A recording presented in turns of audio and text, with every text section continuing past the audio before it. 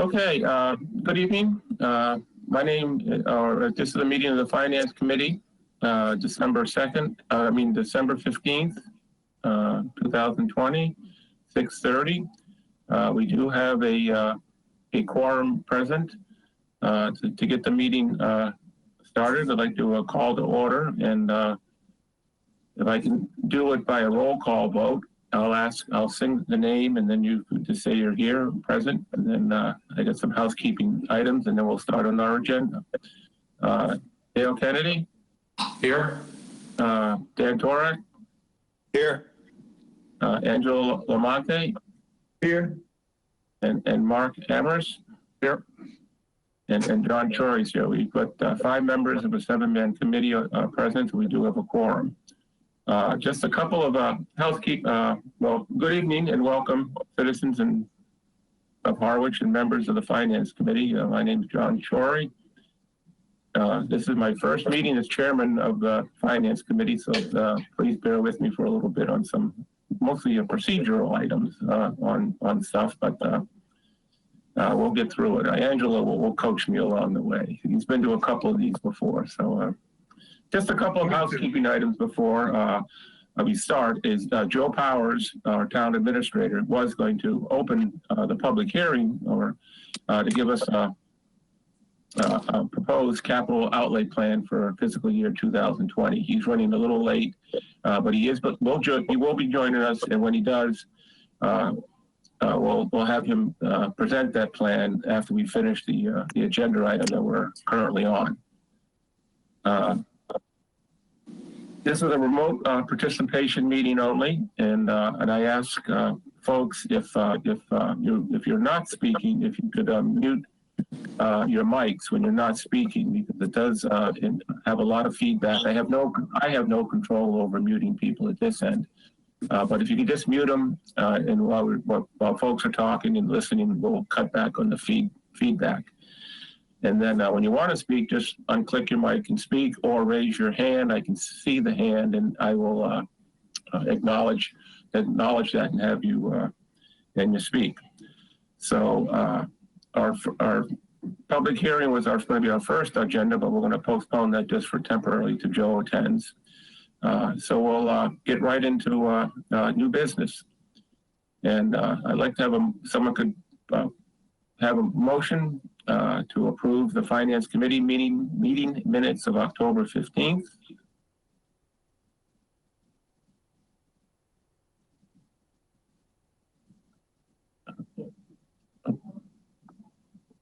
Can either Dale or anyone make a motion? You might be on mute. I'd like to make a motion that we approve the Finance Committee meeting minutes of October 15th.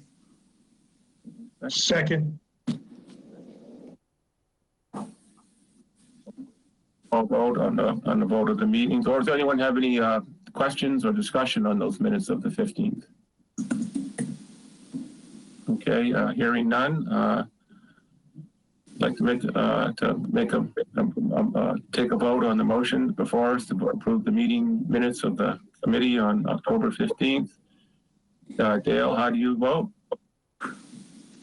Yes. Dan? Yes. Angelo? Yes. Mark? Aye. And John Chory. I approve the meetings there also. So second, Joe just stepped in here. Joe? Good evening, everybody. Hey, Joe, you made it here. Great, thanks. We just started. Sorry I'm late, but the only reason I was late is there's a network issue. I'm not yet able to.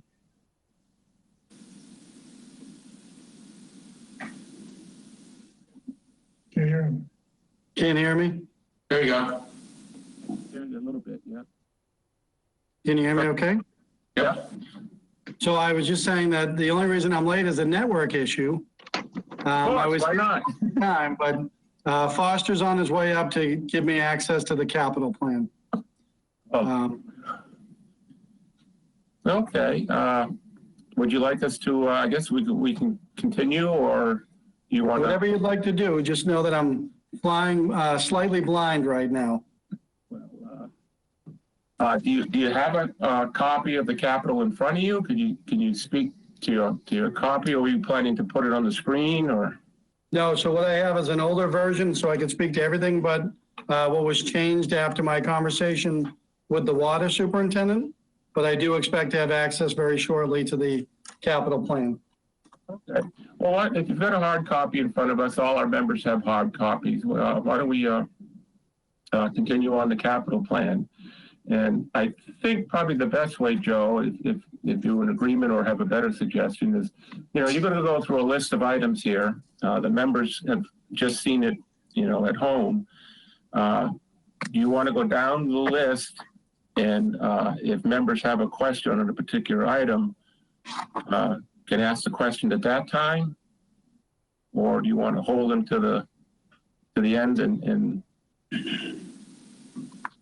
I'm willing to take it any way that the Finance Committee wants to talk to it.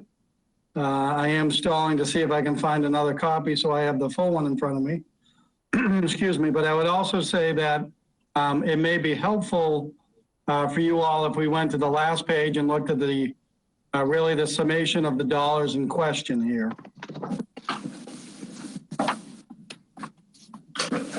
Okay.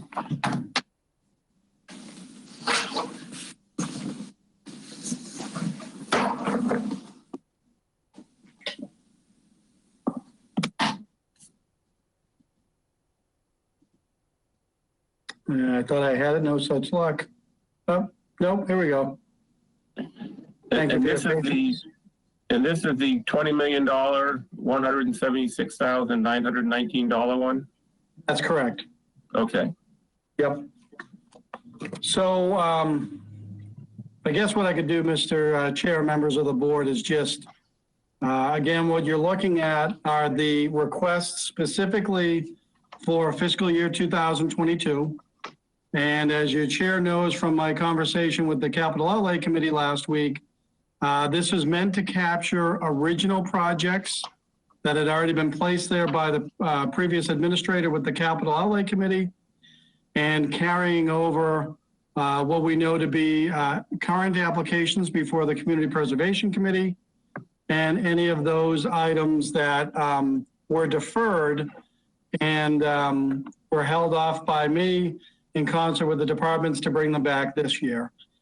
And so as you indicated, Mr. Chairman, if you look on the last page, with the way I have it broken out presently is there's just slightly under $20,000 worth of capital requests. Again, bearing in mind that that includes Community Preservation Committee applications from town agencies or departments. And then when you factor in the 3 applications that are outside of the town agencies, but still factoring into community preservation money, that's where you get that total of $20,176,919. And at this point, some anticipated funding sources you can see there range from the CPC, Chapter 90. What is presently being discussed for debt exclusion, I wouldn't suggest that we would have that full 11.7 million for debt exclusions, because as you'll see as we go through, of course, that ties back to wastewater. And the board met, as you know, last night, and the board has determined that they're going to have a second standalone meeting dedicated to wastewater, and we have that scheduled for January 12th. So those 3 items that you can see listed under wastewater, those numbers, I would say would certainly change, and whether we go forward on certain projects would change. So then as you go through the list, you'll see that there's 2.4 million plus that I've categorized presently as unclassified. So that means they don't normally have a fund source like golf funds or any other grants like PEG or Chapter 90. So these are projects where I have not slotted in a funding source. And when you add that to what is presently listed for potential free cash, you come up with 3.3 million that is presently unclassified for funding. And so that's really the latest that I need to work through with available free cash numbers and other decisions. And we'll obviously continue to partner with the finance director to classify that number that is presently unclassified.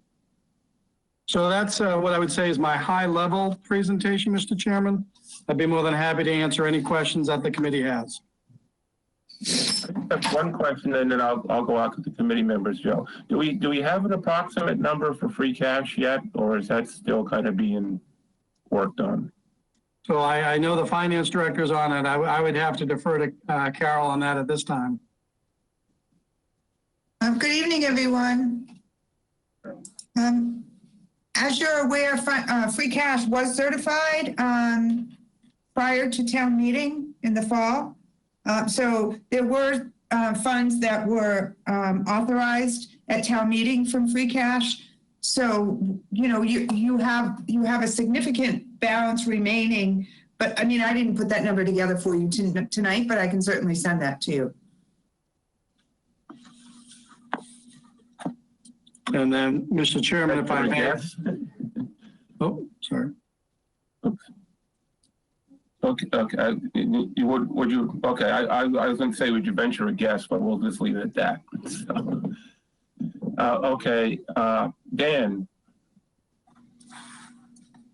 Carol, for what fiscal year was that free cash certified? I'm sorry, could you repeat that? Sure. The free cash that was certified in the fall, for what fiscal year was that? Oh, for FY20, Okay, fiscal year 20. Thank you.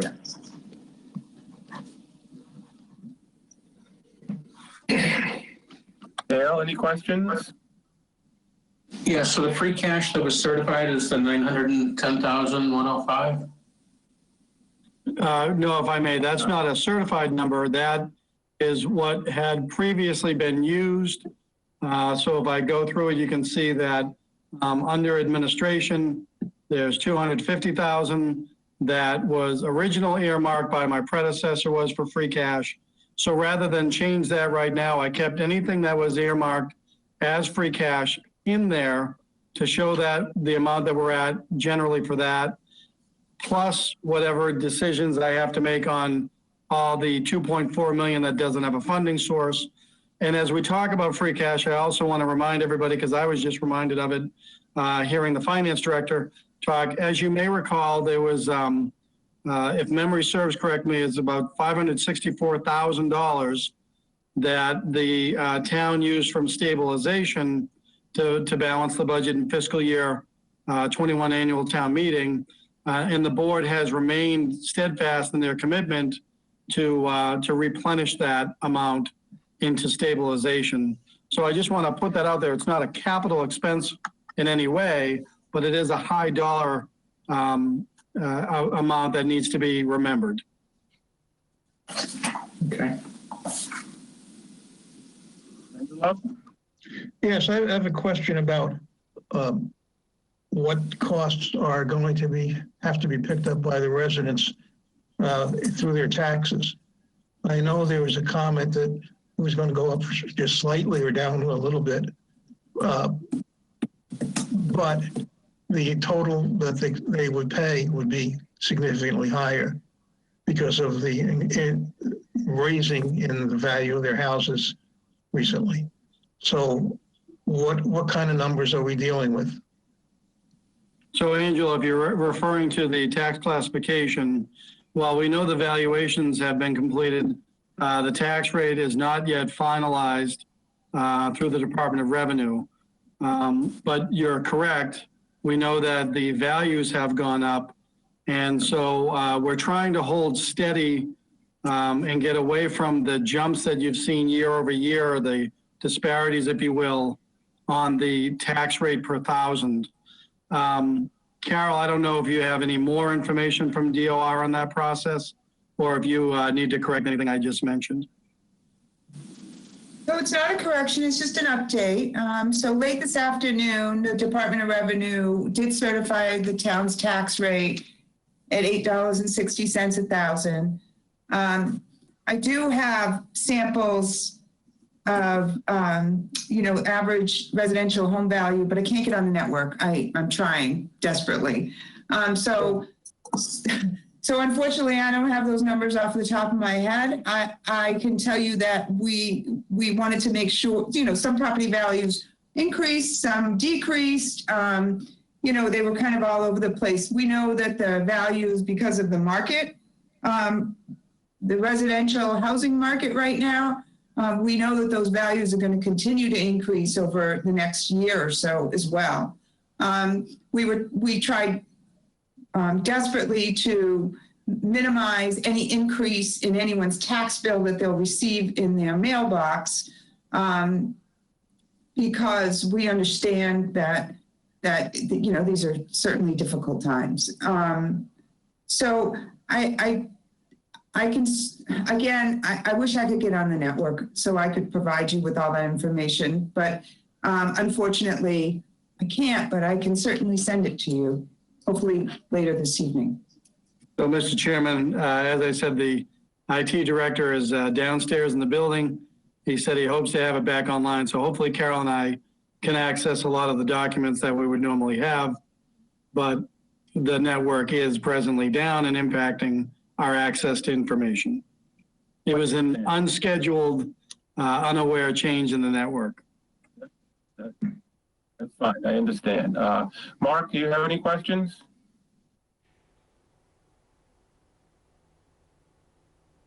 No questions. Okay.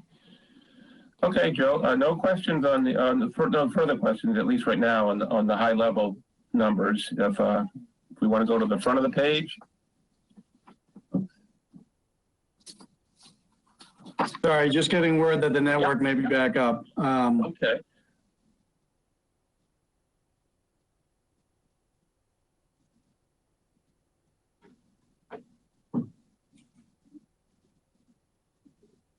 It's still going through the. It should be open.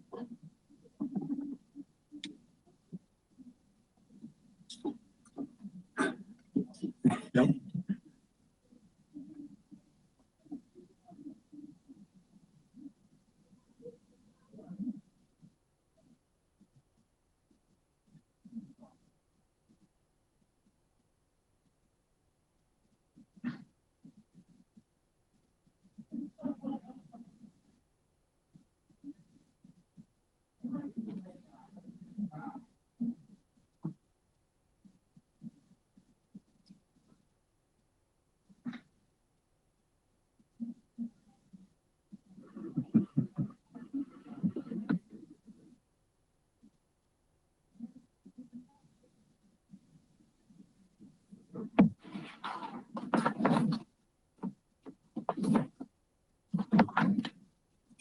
Sorry, Mr. Chairman, not back yet. Okay. And if you could repeat that last question, sorry about that. Why don't we go to the front page, Joe, and we can, sure. You can run through the individual items, and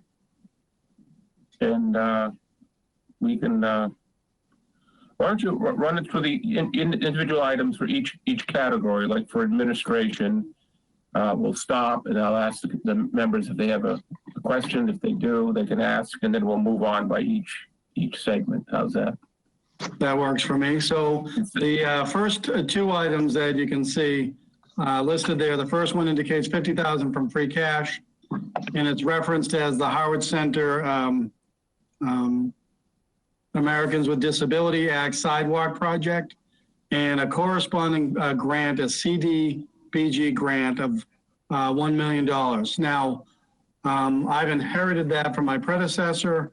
I'm not aware that there was any project owner of that, and the town is not presently pursuing that grant. So the Capital Outlay Committee directed me to do some research on that, and it's entirely possible that we're going to scrap that line. Now, the only reason why I wouldn't recommend scrapping it at this point is you may be aware that the town is working on a potential submittal for the winter program of the shared streets that was released through Governor Baker. They did it over the summertime, And it's really meant to help municipalities through the pandemic and supporting business establishments. But a lot of what they're allowing the funding for dovetails with what we're looking to do. So I wouldn't be inclined to remove that yet, but I wouldn't be surprised if it does go away. So those are the first two line items, and the net effect on that is free cash for $50,000.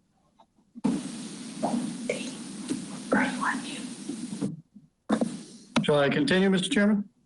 Yes, why don't you continue through the admins, and then we'll ask the members for that if they have any questions after that block of admin stuff.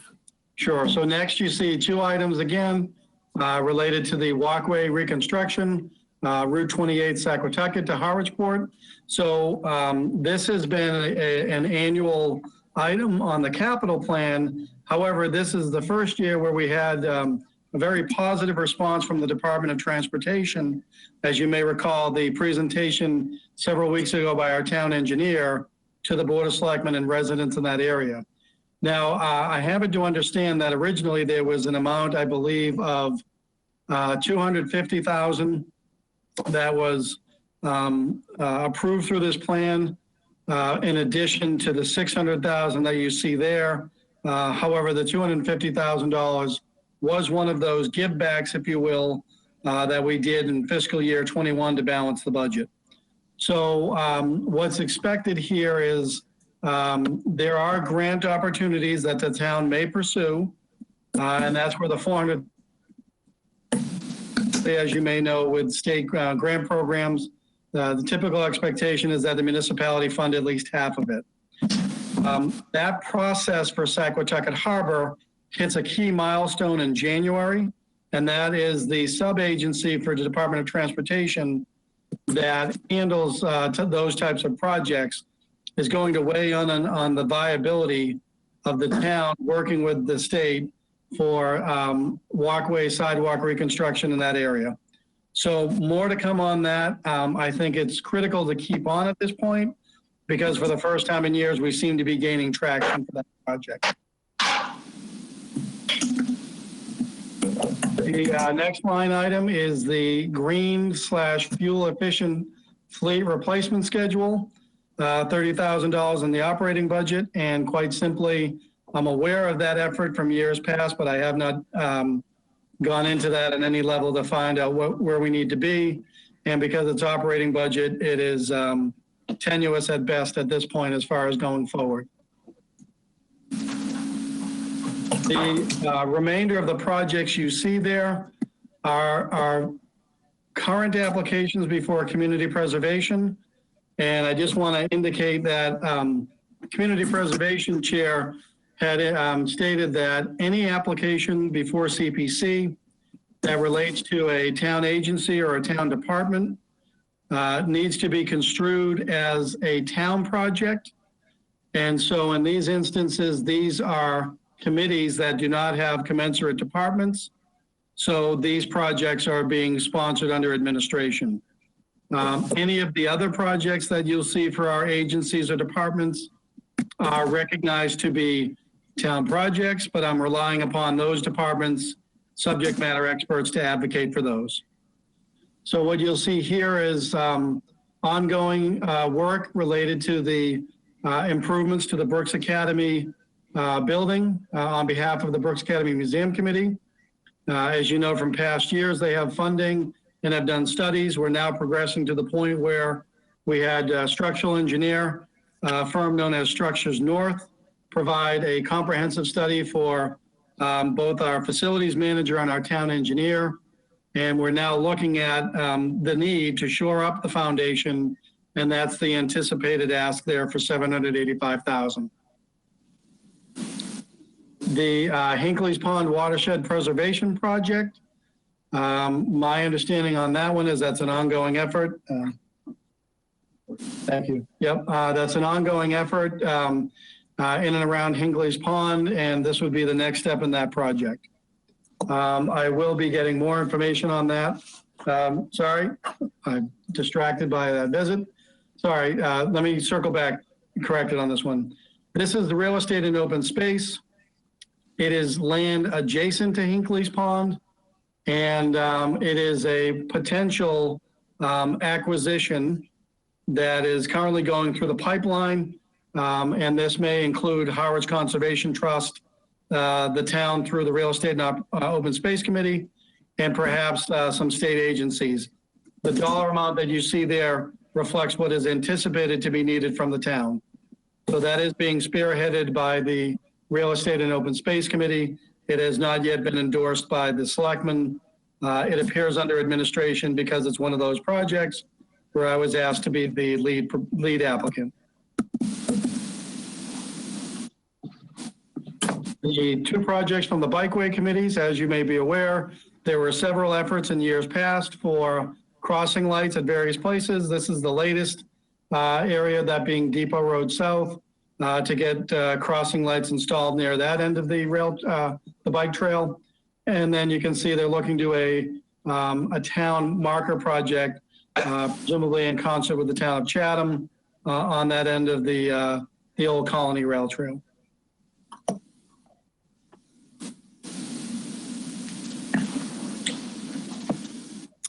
Carrying on then. I have a quick question. So I understand some of these projects are from committees without departments. But why do we have several sidewalk projects filed under administration? That sounds like a DPW thing. So Dale, if you're referring to the first ones on the walkway reconstruction? Yeah. I think my understanding that was an effort originally led by the administrator in concert with the town engineer and other parties.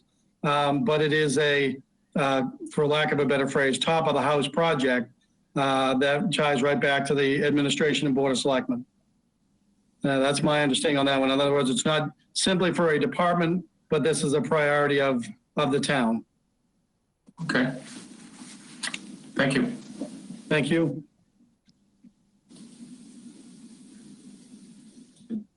That finished up the administration block, I guess. Yep. Is there any other questions, Dan, Angelo, or Mark? Okay, hearing none. I have one. It's not really a question because I've seen these requests for years, and the reason that we've never gone forward with them was that it was costing us too much money that we'd have to deal with taxes. I think they're nice things to do, but I don't want to spend money on half of them if it's going to cost the town too much money in their operating budget or in whatever we have to provide the town. So do you have some idea of where that's going to be? What we're going to be using in our operating budget, what we're going to be using in our taxes are going to be similar to last year and not $20 million more? Because if it's $20 million more, we should be going through here removing $20 million worth of stuff. And if it's not, we should look at each one and say, yeah, that's needed or it's required or whatever. But I don't know how you can say, let's go do the Brooks Academy thing for $785 this year, unless it's going to fall down in 10 days. Well, if I can start with the specific example, I wouldn't say 10 days, but there was a funded structural engineer study from the town through CPC that David Spitz and the members of the committee went through a year ago. And what came from that in their update report to CPC is, if you don't fix the structural problems, we will lose the Brooks Academy. And so that's why that one is in there, but it's also why that one's coming through community preservation, because that's an appropriate use of historic preservation funds. But I think I take your point generally, Angelo, and what I want to get back to is, on that third page for the dollar amounts that you see there, the 20.17 million, what I consider to be in flux is that line item that says unclassified. So it's 2.4 million that does not yet have a funding source, plus the 910,000 in free cash. Because to your point, before I commit free cash to the entirety of that $3.3 million for capital, I need to have a better understanding of where we are in the operating budget, and everywhere else. And Mr. Chairman, I'll take this as a segue to just remind this or update this committee as I did for capital outlay. The budget message that the selectmen derived this year talked about the standard 2% increase, but the board changed their language significantly where they directed me and the finance director to first look at a level funded budget. And so we're endeavoring to do a level funded budget for operating. We're relying upon the Division of Local Services, DOR's definition, which by definition means the operating general expenses are going to bear the brunt of that level funding, because what we have to account for in level funding are those fixed costs which can't be reduced. And that, of course, would be our pension obligation, our health insurance obligation, and debt obligations. So the budgets were due to Carol 2 weeks ago, and we're actively going through them to really begin the deep dive with the departments. What we don't know yet, but we'll know soon after the first of the year, is what is the net effect on the operating expenses because we're affecting level funded. When you factor in those fixed costs, what does that really account for? And the very early estimate on just a few of those fixed costs was already looking at a 1% reduction in the overall operating expenses year over year. Well, when you factor in that fiscal year 21 was a reduction from fiscal year 20, and I believe we ended up at a 0.3% increase overall, if I'm recalling that correctly. Fiscal year 22 is going to be less than that. And so because of those pressures, I can't give up free cash for capital projects because I need to weigh that against operational programs. So I hear you loud and clear, Angelo, and the committee. To me, what's really the outlier here is that $3.3 million that is unaccounted for presently or unclassified presently. I know that I can't rely upon the grants or the golf funds or the PEG funds anywhere else, so I think that's a legitimate use of those funds. But what's really at issue here and still in play is the $3.3 million that's unclassified. Thank you. Thank you. Mr. Chair? Dan? Yeah. Joe, does that level funding charge apply to the school district as well? So if I'm understanding my regional school requirements in my years as a school committee member, no, we can't compel them to do that. However, we've been having ongoing discussions as a subgroup, and I know that Dr. Carpenter and Mr. Sanborn at both schools are well aware of where the town of Harwich is coming from. And so while we can't compel it as we can with our own departments, we've already begun the partnership dialogue, to be quite frank. So that message has been communicated to the district? That's correct, and it's going to be more formally communicated in the formal conversation that needs to take place in January as required by the charter. Thank you. Thank you. If you want to continue on down, Joe, through your items, Sure. that'd be good. Affordable Housing Trust, Chair of the Affordable Housing, Don Howell, indicated this year for this capital program going forward, they're only looking for the $50,000 funding for the part-time housing coordinator. And that's in part because the trust has been able to collate a significant amount of funding, didn't see the need to go back for more funding to support housing initiatives, if you will, because of the balance that they have presently. That's also in recognition of what we knew to be a difficult year. I wouldn't suggest that we would be going away from that permanently, but that request of Affordable Housing Trust is reflective of the need for the ongoing coordination that's provided presently by the Community Development Partnership, and not the town walking away from its commitment on affordable housing. Rather, we're looking, and this is in concert with comments from the community preservation. I don't want to be held to it, but I believe the balance was roughly 1.1 million that's available to the trust. And we're actively working on a project at 265 Sisson Road. So rather than seek 200, 300, whatever thousand in the support of affordable housing, we're using the funds presently available and hoping to have an impactful project sometime during the calendar year 2021.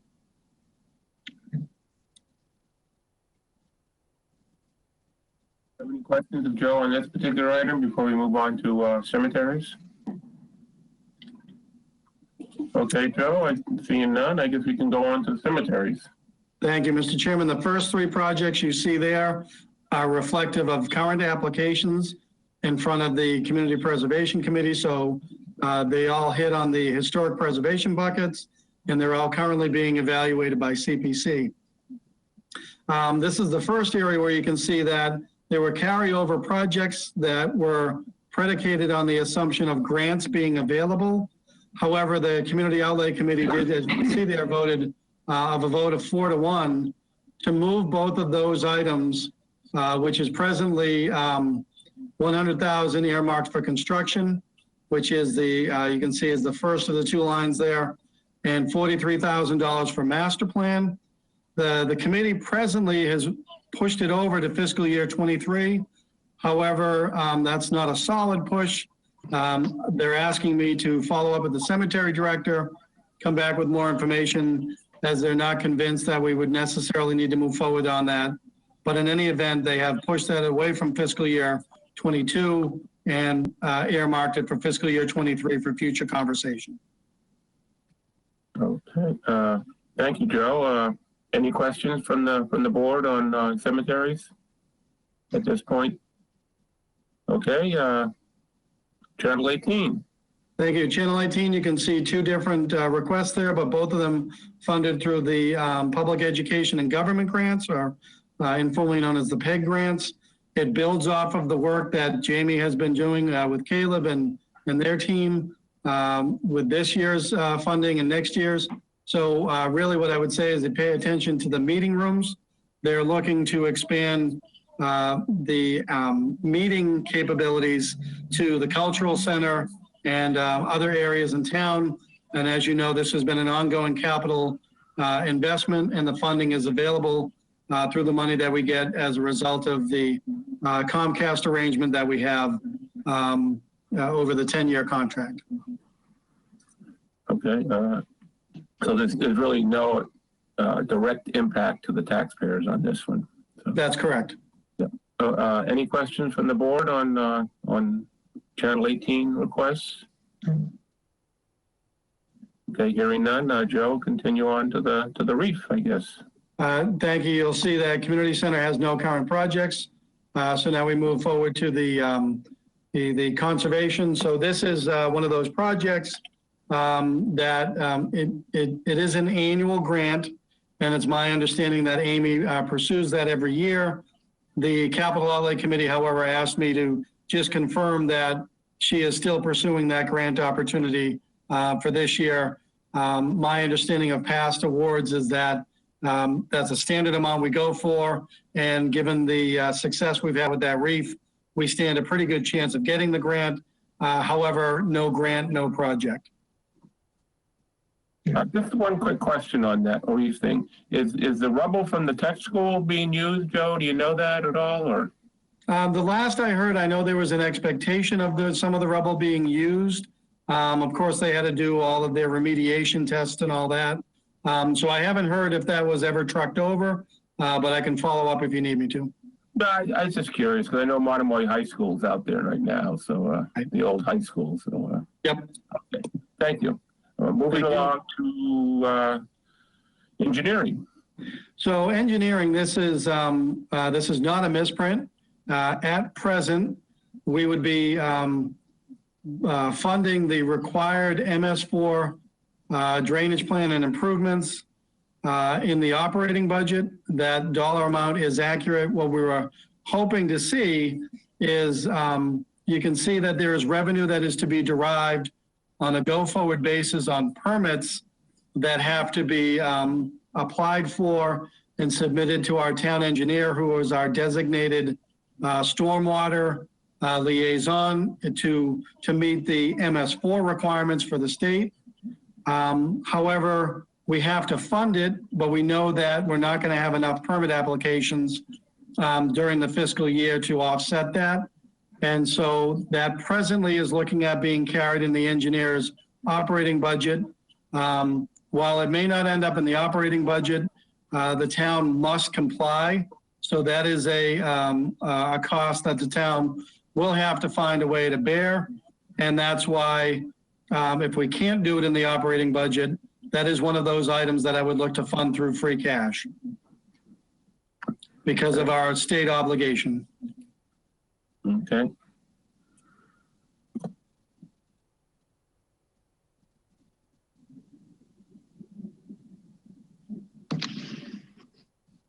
And I've got to find out about that crossing light, Depot Road South. It's not necessarily duplicative of what was above because the dollar amounts are different. I will need to check with the engineer to see if that's related to other costs. We do know that one of the crossing light projects that is currently underway, we did have to rely upon some engineering services through the town engineer. So I'd like to evaluate what that's getting to, or if it is duplicative of the current project you see under administration. If I remember correctly, past crossing lights have always come in around the $30,000 mark. So, okay, well, we'll hear back on that one. Any questions on engineering for Joe from the board here? You're done? Okay, Joe, we can move on to facilities maintenance, DPW. Thank you. You'll see that what we're dealing with here is either free cash or I think I lost my page. Bear with me. Trying to make it big enough for me to read, and that's not working out too well. So Brooks Library roof, that has been understood. It is a necessary project without question in my mind. That was originally earmarked to be a free cash expenditure. I've kept it in there for that reason. I think that's a project that we need to continue moving forward on because the lack of the project is going to cause more financial and other hardships going forward. Having said that, I do need to evaluate the next two items as it relates to the facilities-wide ADA compliance. I know that there was a state Office of Disability Assistance grant, but again, this was a prior year, and I'm not aware that the town is currently pursuing any grants. So what you see there is the 11,000 plus from free cash was meant to be the town's contribution, while the town would then be seeking that grant. I will circle back with the facilities manager to validate that, but my understanding is that was a carryover that presently does not have ownership. Question? Joe? Yep. Why is the grant showing up as something you would add to the total as opposed to a source of funding? So Dale, I'm chuckling because I had that similar conversation and I did not meet with success. So I'll try it this way. My understanding is that the practice has always been to demonstrate the full cost of a project within the capital plan. And, you know, it would be, I suppose, disingenuous to suggest that the facilities-wide ADA compliance plan would only cost the town $12,000. That from procurement standpoint, it's more likely to be close to $500,000, which would impact upon our procurement method, recognizing that the vast majority could come from a grant. And I guess the best example I could use is I stepped into it in the 2020 annual town meeting when I tried to reconfigure how we talked about the air tanks grant that the fire department received. Right.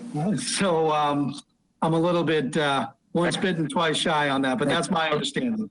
So the 350 represents the portion of the project that we hope will be covered by a grant. Correct. And the other part that I do take from that, though, is, again, as I've said to Capital LA last week, and to department heads generally, and not to be glib, but no grant equals no project. If we can't get the grant money, we don't have the resources for the town to pick that up by some other funding mechanism. So anywhere that we see that there are grant opportunities, we're hopeful we can get them, because if we don't, we can't move forward on that project, in my opinion. Do we have a similar philosophy towards free cash regarding like the library roof for 148? Yes, on free cash, but no, not necessarily to that particular project. I've told folks that I'm planning on taking a very conservative approach to the use of free cash because, again, for the uncertainty of where we're at with the budget generally, and we truly don't have a sense yet of any revenue projections. Having said that, sorry, if I may, just to the 5 Bells Neck project, having said that, for that particular one, I updated the Board of Selectmen a few weeks ago. I've been given the directive to move forward on any of the dispositions of surplus land. So that would be 5 Bells Neck, the old schoolhouse, as well as the Bank Street Harbor Master's old office, AKA fire station. And so I don't want to remove that money yet, but I'm hopeful that I can do the procurement process where we may be able to find a buyer. Were we not able to find a buyer, if town meeting does not give the directive to demolish, we need that $20,000 to keep that structure standing until we can figure out what we're going to do with that structure. So if I didn't have an ongoing project related to Bell's Neck, I'd be less inclined to do it. Mm-hmm. So just one more question, Joe, if I can.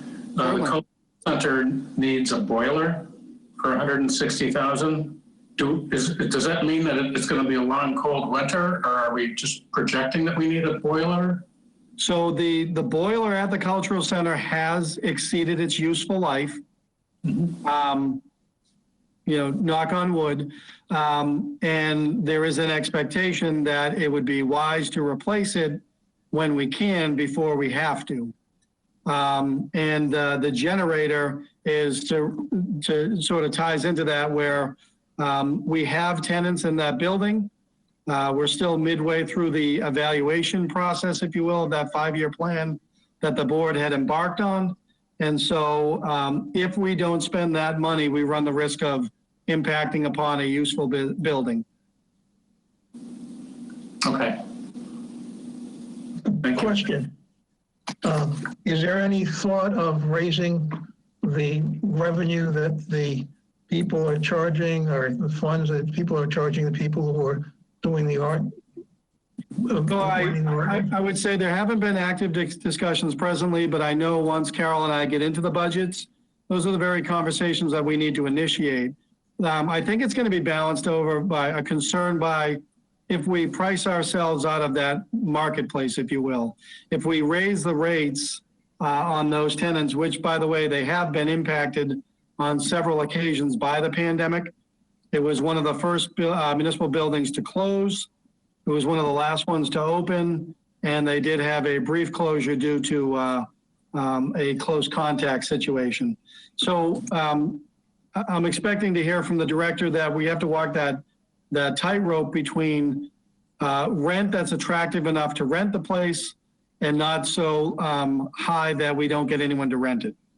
But as I say, as Carol and I go through the operating budget discussions, we will have those discussions directly.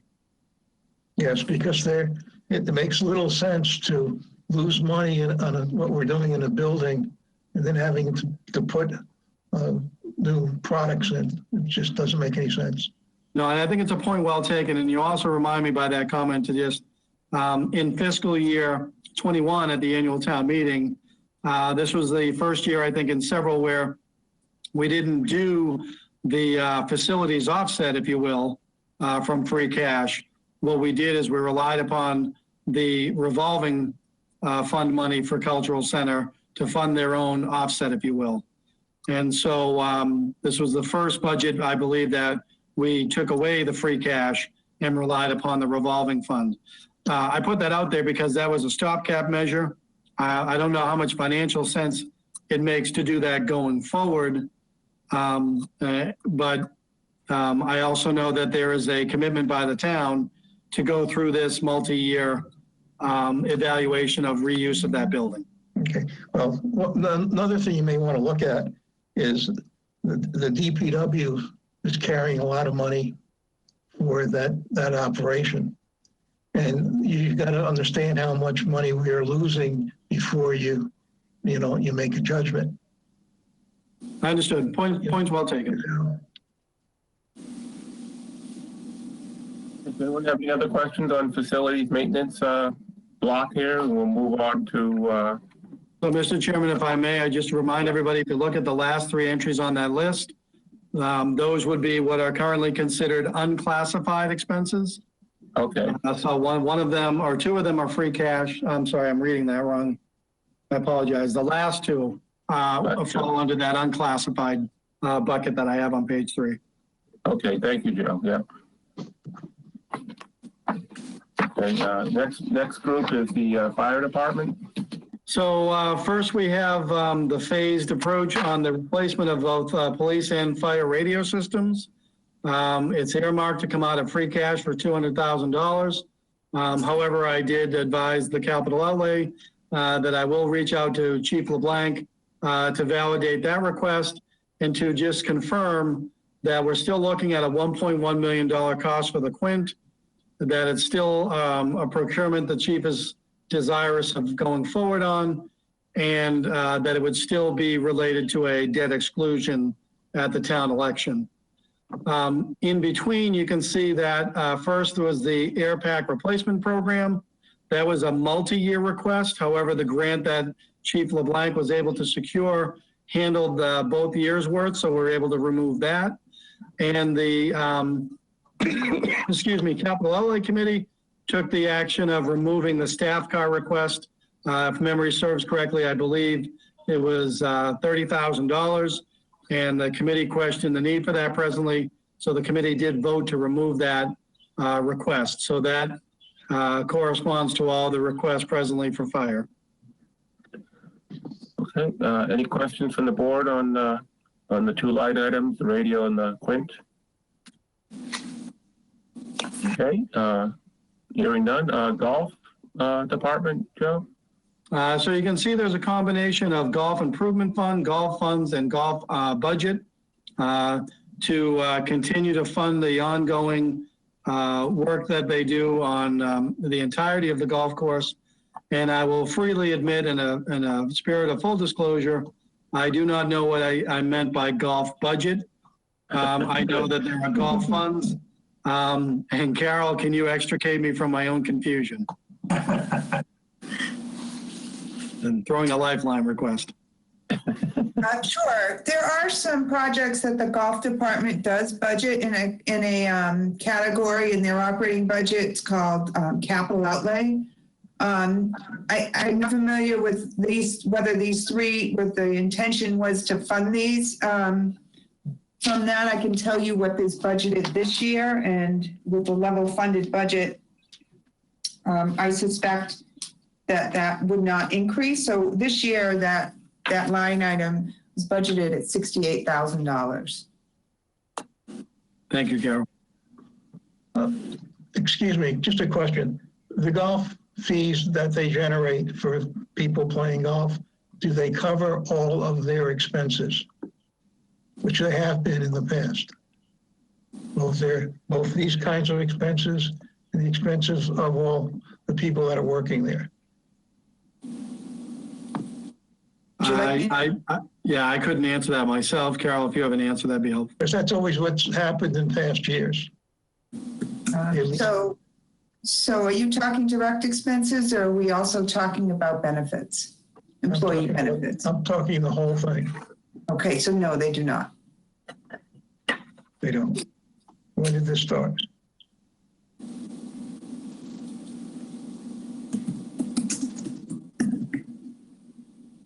Okay. I know that the golf department is talking about increased revenues. I know they went to their committee. I'm familiar with a conversation I had with Roman, and that they had gone to the committee to talk about increasing rates on the course. I'm not sure if that's been finalized and brought to the Board of Selectmen yet. I don't recall seeing it, may have already done that, but I just don't recall, and I don't know how that may change the revenue that they realize in FY22 in the golf department. So I can follow on that to say that the board did endorse the rate increase recommended by the golf committee. And the rate increase was also intended to create separation between Harwich and non-Harwich users. So they have increased and set the rates for the 2021 season. The reason I asked that, I know that, but the reason I asked the question is that for years, the golf department has been able to cover their costs. And so I don't know if somebody's, if they're losing money at this time, which is, I don't think so, or we're taking money out of there that we shouldn't be. It's because they used to have a fair amount of money just left over. Same with waterways. Angela, we can research that and follow up. I think it's a necessary thing to do because indeed both golf and waterways and those kinds of departments should be charging enough money to cover their costs. And in the past, they have been doing that, and I think they should continue to do that. But this, it's not, and that's what they're supposed to be doing in terms of the state anyway. So it'd be nice to have the budgets, the real budgets of how much money they take in and how much money they spend. Understood. I can't commit to having all that available for Monday evenings. Oh, absolutely. I understand that. But I understand the point. Yep. Okay. Thank you. Any other questions on the golf committee, golf department? And we'll move on to the Allen's Harbor. I guess quickly you can explain that one, Joe. Yeah, sure. As you can see there, the Allen Harbor Jetty reconstruction, that was a $200,000 ask. The committee was unanimous in pushing that out to at least fiscal 24. Sorry? $2 million. Oh, sorry. I got to change my notes then. Thank you, John. Yeah, and so what I want to report is that not only was the committee unanimous in pushing it out to 24, but the committee has reservations about going forward with that project in 24 as well. Thank you for the update, John. I'll correct that. Yeah, that's a big oops. Okay. If anyone has a question on the Allen's Harbor Jetty, we'll move on to library. And library, again, it's an unclassified request presently. Yeah. This was for interior modifications and renovations to Brooks Library. I know that because of pandemic, they had to take a different tack to make that use pandemic compliant, if you will. So I'll be following up with the library director to validate that request. Again, it's $40,000, but it's not presently classified for the funding sources. Okay. Any questions on the library from the board? So Joyce, for pandemic compliance? Yeah, they needed to take areas that were shared and create distinct and separate office spaces before they would be able to reopen. So I do know that facilities took care of that. I don't know how that would impact upon this request yet.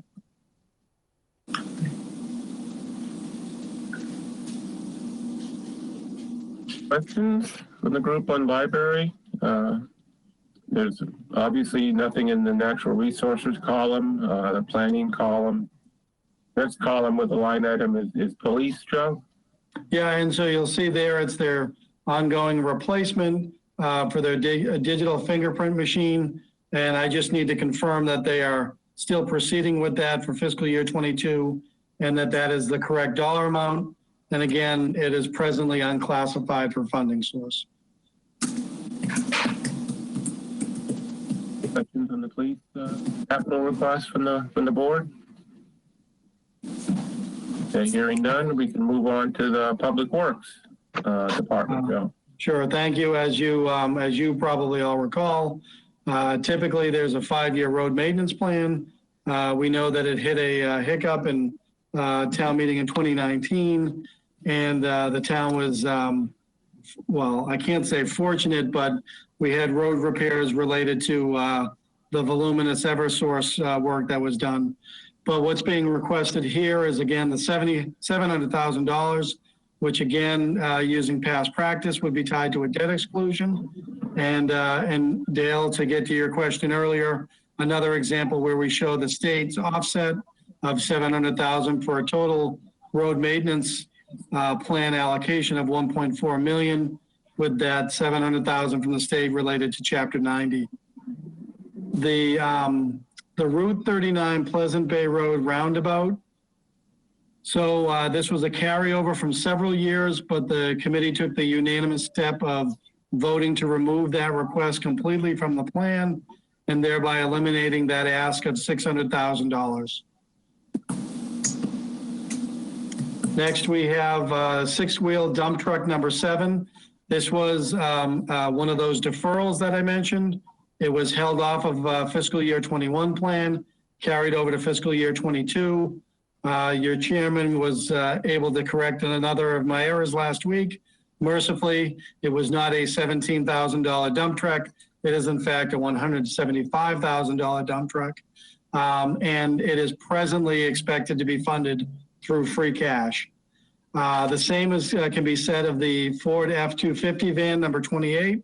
That was originally a fiscal year 21 that was deferred to fiscal year 22. And then last is that reference to vehicle listing, fiscal year 22 to 27 summary, $330,000 ask. It is unclassified because I need to follow up with the Public Works Director to see if that's still an ongoing and accurate request. Well, that $300,000 also falls under the unclassified that you saw on page 3. Is that a group of vehicles that get replaced, Joe, or what is exactly? Yeah, it's my understanding that there is first of all, there's an ongoing activity to replace vehicles outside of their useful life, and then to replace them. And so it's a smart plan. I'm just not familiar with the details presently. So I need to see what is actually up in fiscal year 22 that equates to that dollar amount. So anyway, okay, good. Any other questions on the DPW from the board? Dale? Yeah, 2 questions. One, the vehicle listing. So between the years 22 and 20 to 27, 330,000 is just for fiscal year 22? So my terrible answer is that was the assumption that I was working under. And that may not be accurate. That's why I need to validate that with the Public Works Director. And I'm also trying to go through my binder here to see if I can find past year's presentations.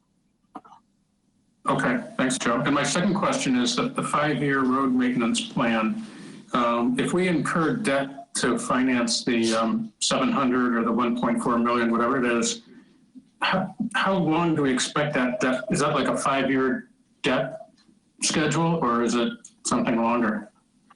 Well, I'm going to have to defer to the Finance Director on that one. Hi, so historically, we've taken a short-term note out for these road programs and paid down that in somewhere about 7 years.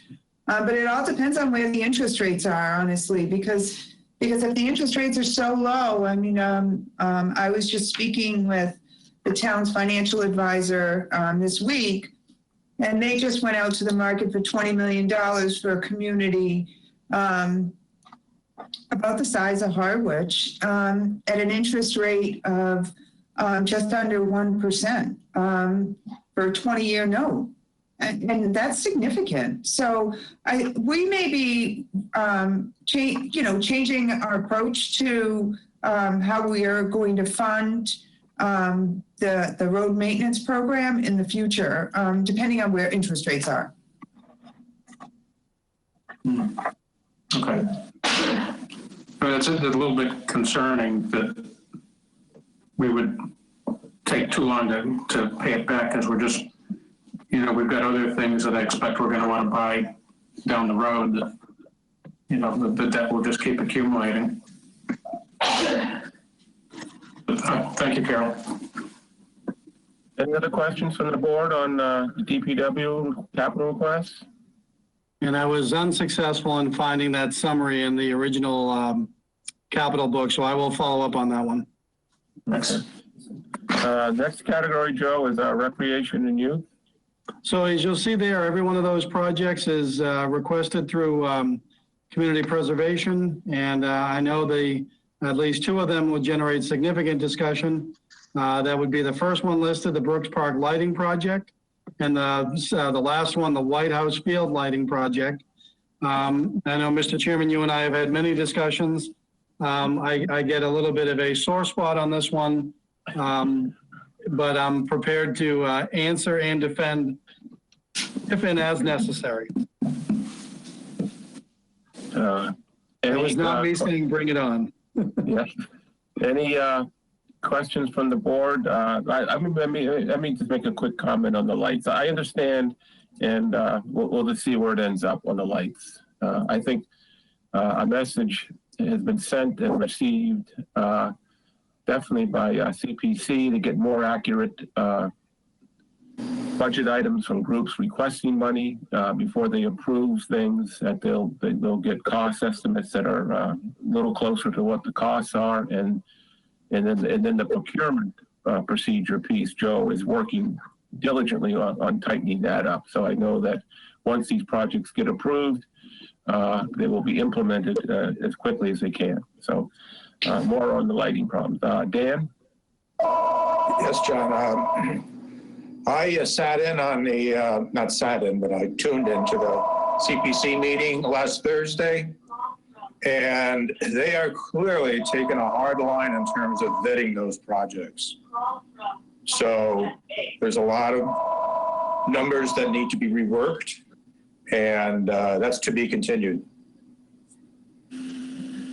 I think you're right, Dan, that it's definitely, the message has been delivered and received, I think. So if anybody else have a board question on the rec things, this is, I just noticed we have a caller on the line here, Sandy McLarty. This is a public hearing. Public is allowed to ask questions in a public hearing. Sandy, if you can hear me, if you have a question on the rec youth capital requests, you can ask that now, or I just noticed you now. So if you had them in the previous topics that Joe was talking on, you can ask it now, or going forward, if you want to signal me somehow to ask a question, please do. Okay. Next column is town clerk.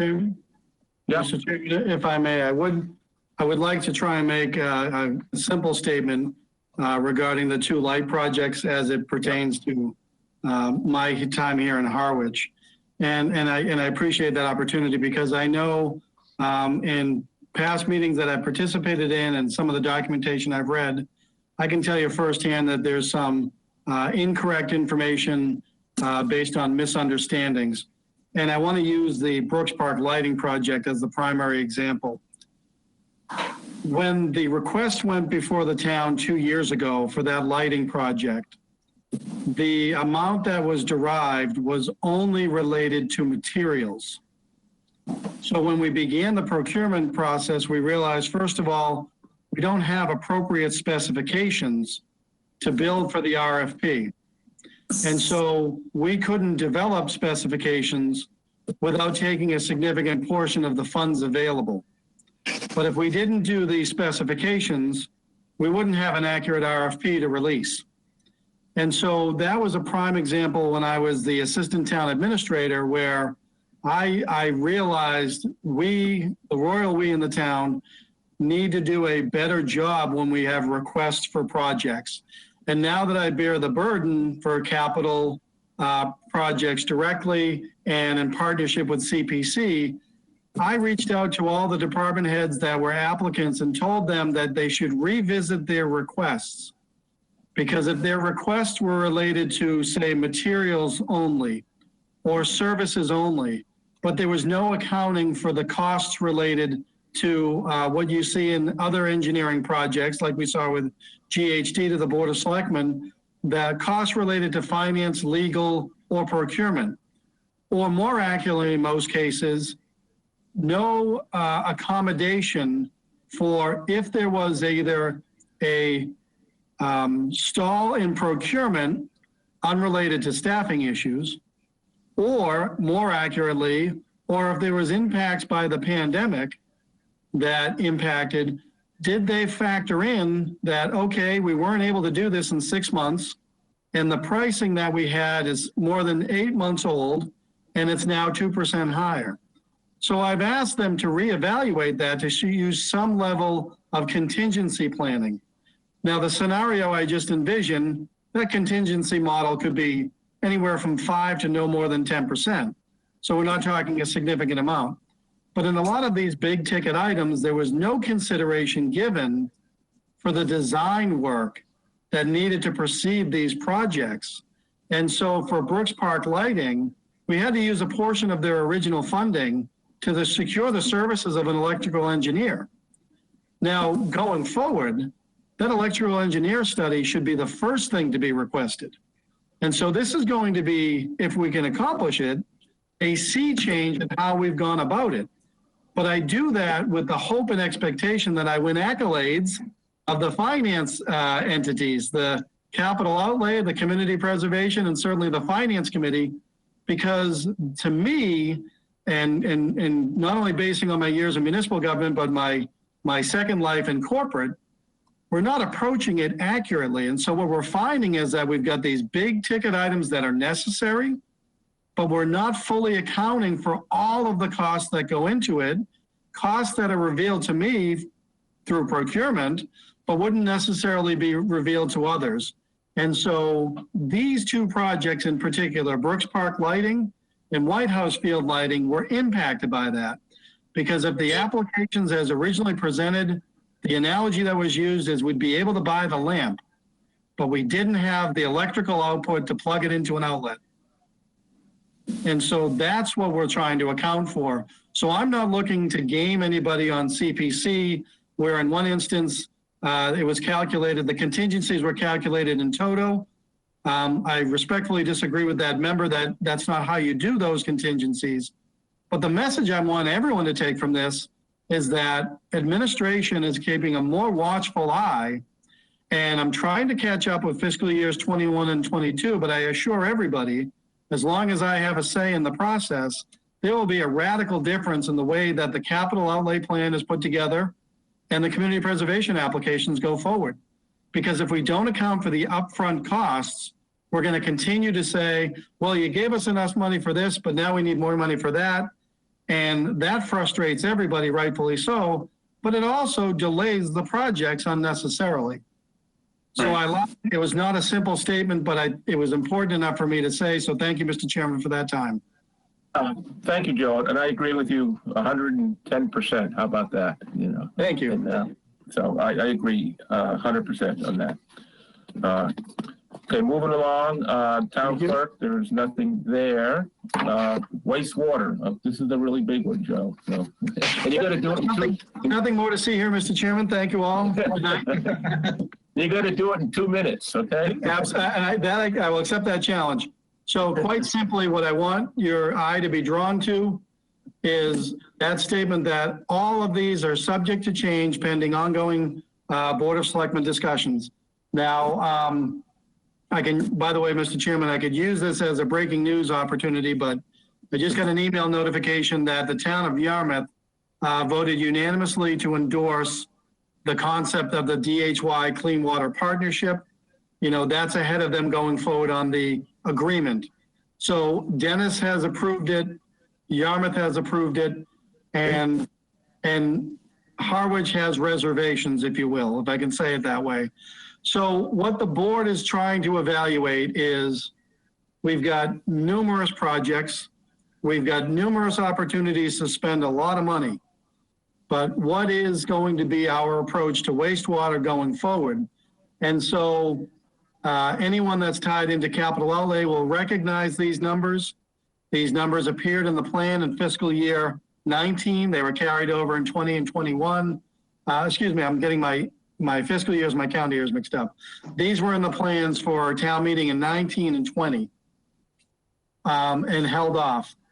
So the 1.5 million for Harwich's share of treatment, well, that hasn't been validated yet. And it's not a certain cost if we haven't decided what our role is to be, if any, in the DHY partnership. The second 1.5 million is in a similar situation. And then, of course, I think you're all familiar with phase 2 of the CWMP that was broken into contracts 1 and 2. This reference here is to the roughly 200 parcels that had to be removed from contracts 1 and 2 because we simply don't have enough money based on the significant increase in what was bid versus what was appropriated. So the board is trying to figure out what, if anything, will they do related to what is referred to as contract 3. But I can assure everybody that whatever we do, the dollar amount is no longer 8.4 million. It is at least 10 million, if not more. But again, the bottom line to take from this is the board is going through its evaluative process. They've had one standalone meeting. They're having another standalone meeting on January 12th. So much more to come on this. But if we were to proceed on it, the expectation is that these would be related to debt exclusions. Thank you, Joe. It is a big number, big topic, and we could spend a lot of time, but I think you've summarized it as best you can. There's so many unknowns on so many different levels. But if anyone on the board has a direct question, you could ask Joe for anything that maybe you want clarified. But Joe, like you said, that he doesn't have a lot of answers right now. We had a selectmen's meeting last night. There wasn't a lot of answers, and they've decided to have a dedicated meeting. January 11th, Joe? I believe it's January 12th. January 12th meeting, Yep. Dedicated to wastewater. I sat in last week on a dedicated wastewater one. So, and now with Yarmouth approving it, this puts a little more timely decision making by our leaders to make some decisions. So, does anyone in the board have a question on wastewater? Okay, Sandy, do you have any questions? If you can hear me, I know you were asking some questions last night on wastewater. If you want to ask them again, please unmute and ask. Hi, Sandy. Hi, thank you. No, I don't have any questions at this time. Okay, great. Thank you very much, Sandy. Okay, moving on to the next one is water department. So I will start out by saying, if you look at the second line, that actually, as I told the wastewater superintendent, he's made a liar of me because I put out the edict that I would not be accepting any new applications for capital. However, after speaking with him, I did agree to put it on there. I need to emphasize that this did not go before capital outlay. And it is really meant to generate discussion at next week's meeting between the three boards, capital outlay, finance, and selectmen. But to explain that one, and again, it as present does not have a funding source because the water superintendent it recognizes that it's too much to rely upon retained earnings, and it is not related to an active community preservation project. But what it is potential of acquiring parcels that are adjacent to our town's well fields. There is a drinking water systems Protection Grant that you can see a reference to that is available from the state. The $300,000 is meant as a placeholder amount to simply correspond to the potential of the grant.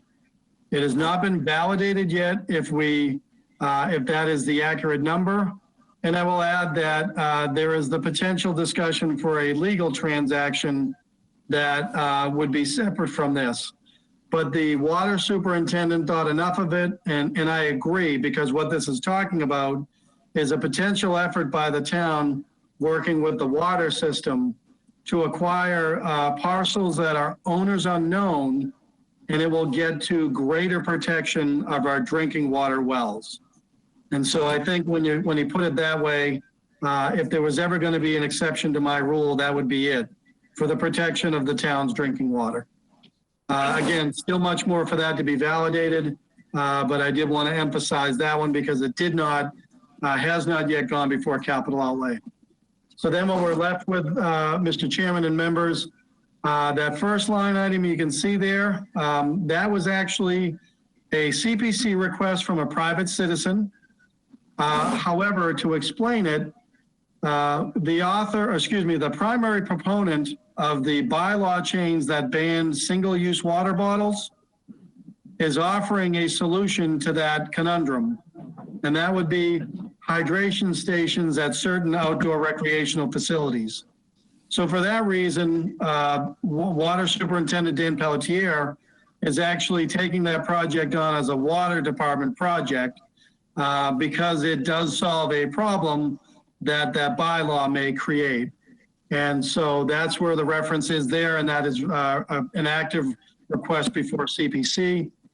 The last three items have been standard requests that have carried over.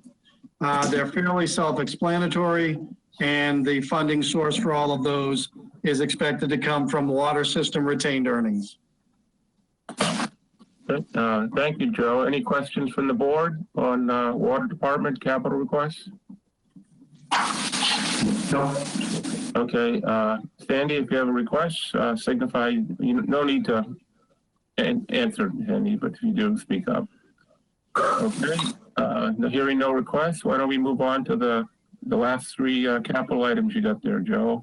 Sure, those are, like I said before, those are private applications. Yep. These are not town sponsored, nor are they expected to be, but there's an anticipation that they would be supported. So that's a transparency item to make sure that I've accounted for all of the applications presently pending before Community Preservation Committee. Any board members have a question on those three items there to Joe or Sandy? Okay, Joe, I guess that concludes the capital outlay plan. It definitely gives us a better understanding and be prepared for Monday's selectmen's meeting. The three-way committee between Selectmen Finance Committee and Capital Outlay Committee. It's a big number. There's no question. It's a big number down at the end. We're still in the middle of this COVID thing. We don't know which way that's going to go. So we'll just continue on. And now with Dennis and Yarmouth both agreeing to the wastewater, that puts added thought on how we should proceed with wastewater, switching phases around now and stuff. So a lot to think of there. So if there's no other discussion, or do you have a closing statement, Joe, on the capital outlay plan? I may, but I will always defer to the finance director first. Thank you. Mr. Chairman, I have the information that you had requested before with regard to free cash and the availability of free cash. Yep. Free cash was set at $5,453,040. Of that amount, $1,537,675 was used to support the FY21 budget and the items that were supported at town meeting. So the remaining balance is $3,915,365. When free cash is certified, retained earnings are also certified. Retained earnings for Water Enterprise Fund were certified none of those were appropriated at town meeting. So those certified numbers are $1,429,733. In addition, we have a sewer enterprise fund. And that sewer enterprise fund also has retained earnings. They've accumulated retained earnings, or it has accumulated retained earnings of $271,913. Okay. And then if you'd like me to address the tax rate information, the request for information on increase in taxes, would you like me to address that now? Sure, that'll be that's Angela's question. Yes. Let me just grab that. So the average residential single-family home, the value has increased in fiscal year 21 to $584,700, with the tax rate set at $8.60. That would result in an increase of $69 for the taxes, the tax bills that will be going out. That's a 2.92% increase in value from FY20 to FY21. If we look at commercial, industrial, and mixed-use properties, those resulted in an average increase of 4.44%. The value of those properties, or the average value of those properties, are $701,100. That increase in taxes at $8.60 would result in a $169 increase in the tax bill. Okay. Angela, that answer your question there on? That's fine. And the answer is we're going to pay more taxes this year than we did last year, even though we keep on saying that we're not doing that and we're keeping the money down. So that doesn't make much sense, does it? I know $69 is not a lot of money, but I think it is an increase. It is. Okay. Thank you, Carol. Joe, any closing thoughts on the capital plan? Well, first, thank you for your patience. And this is my first official appearance before this this committee as it relates to fiscal year 22. So first of many, I know, but I hope you have a better understanding of the approach I'm trying to take. And I know you know the efforts of everybody to get this together and try to build something that will still support the programs and the projects that the town has come to expect without, as you've said, creating greater undue burdens on taxpayers. So thank you for your time tonight. And then, Mr. Chairman, I promised you earlier that I would assist in any way. If your committee is done with the hearing, you could accept a motion to close the hearing. I'd like to accept a motion to close the public hearing. Your motion? I make a motion that we close the public hearing. Okay. Is there a second? Second. Second. Okay. The motion's made to close the public hearing. It's been seconded. Any further discussion? Hearing none, I'd like to do a roll call vote on closing the public hearing. Gail Kennedy? Approve. Yes. Ken Torres? Yes. Angelo? Aye. Mark? Aye. Myself as an aye. That's 5 votes to close the public hearing. Okay. Thanks again, Joe and Carol, for assistance in doing the capital plan presentation. We moving on to our agenda now for the evening. It is 8 o'clock, so we can move along. I don't anticipate too much. These are mostly discussions. I don't see us voting on anything really. But I just wanted to, start our committee, for the fiscal year 2022. We've got a lot, you've heard a lot so far tonight of a capital budget of close to $20 million. Sounds like the operating budget was going to come in pretty close to what we had last year, maybe a 2% increase or so. We'll see how that goes. Schools, we don't know what that's going to be, but it's overall it'll be a pretty good sized budget. So, and then we've got a new chairman this year, and myself. We've got some new members that have been on the committee a year or so. So we've got a lot of things to discuss and work on. And so, in our last meeting of October 15th, we briefly touched on how to accomplish some of that. And one of the things we talked about was education of the townspeople on how we can get better financial information to the townspeople.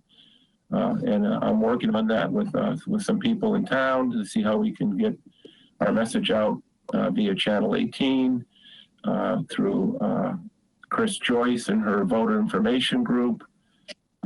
So I'm working on that piece. But we also want to redo our website and start putting stuff of information of concern on our website that I feel that the townspeople should use. And it's not only me, but the committee here. We won't put anything on the committee unless we vote on it as a group and decide that it's worthwhile putting on it. And it's basically, if you look at our webpage, to the left on the web page is a column. We can put, that's basically our column. We can put anything we want in there. We put a tab there, those little blue tabs with the topic. People can click on that and see what that is. And that's what we're going to talk about tonight is some of those topics. And so leading into that, the first one we can discuss. You have a copy in front of you. I did post it as part of the packet information. That's one thing I want to try to do for every one of our meetings that we have agendas on, is have documentation supporting that agenda item. So the public, if they call in, they can see what we're talking about. They'll have documentation to see and look at. And it is a public meeting, but a public meeting, just so folks understand in our group and in the public, Sandy may be listening, is it's more or less just an informational section for the public. They are they don't have a necessary right to speak, but I think I'm going to give folks the right to speak on an issue if they have it. And I have no problem listening to the public and seeing what they say. So why we go down to the first agenda item, and that's something that Dan has put together. It's we're calling it kind of a catch-all right now of a mission statement, a goal statement, and an objective statements.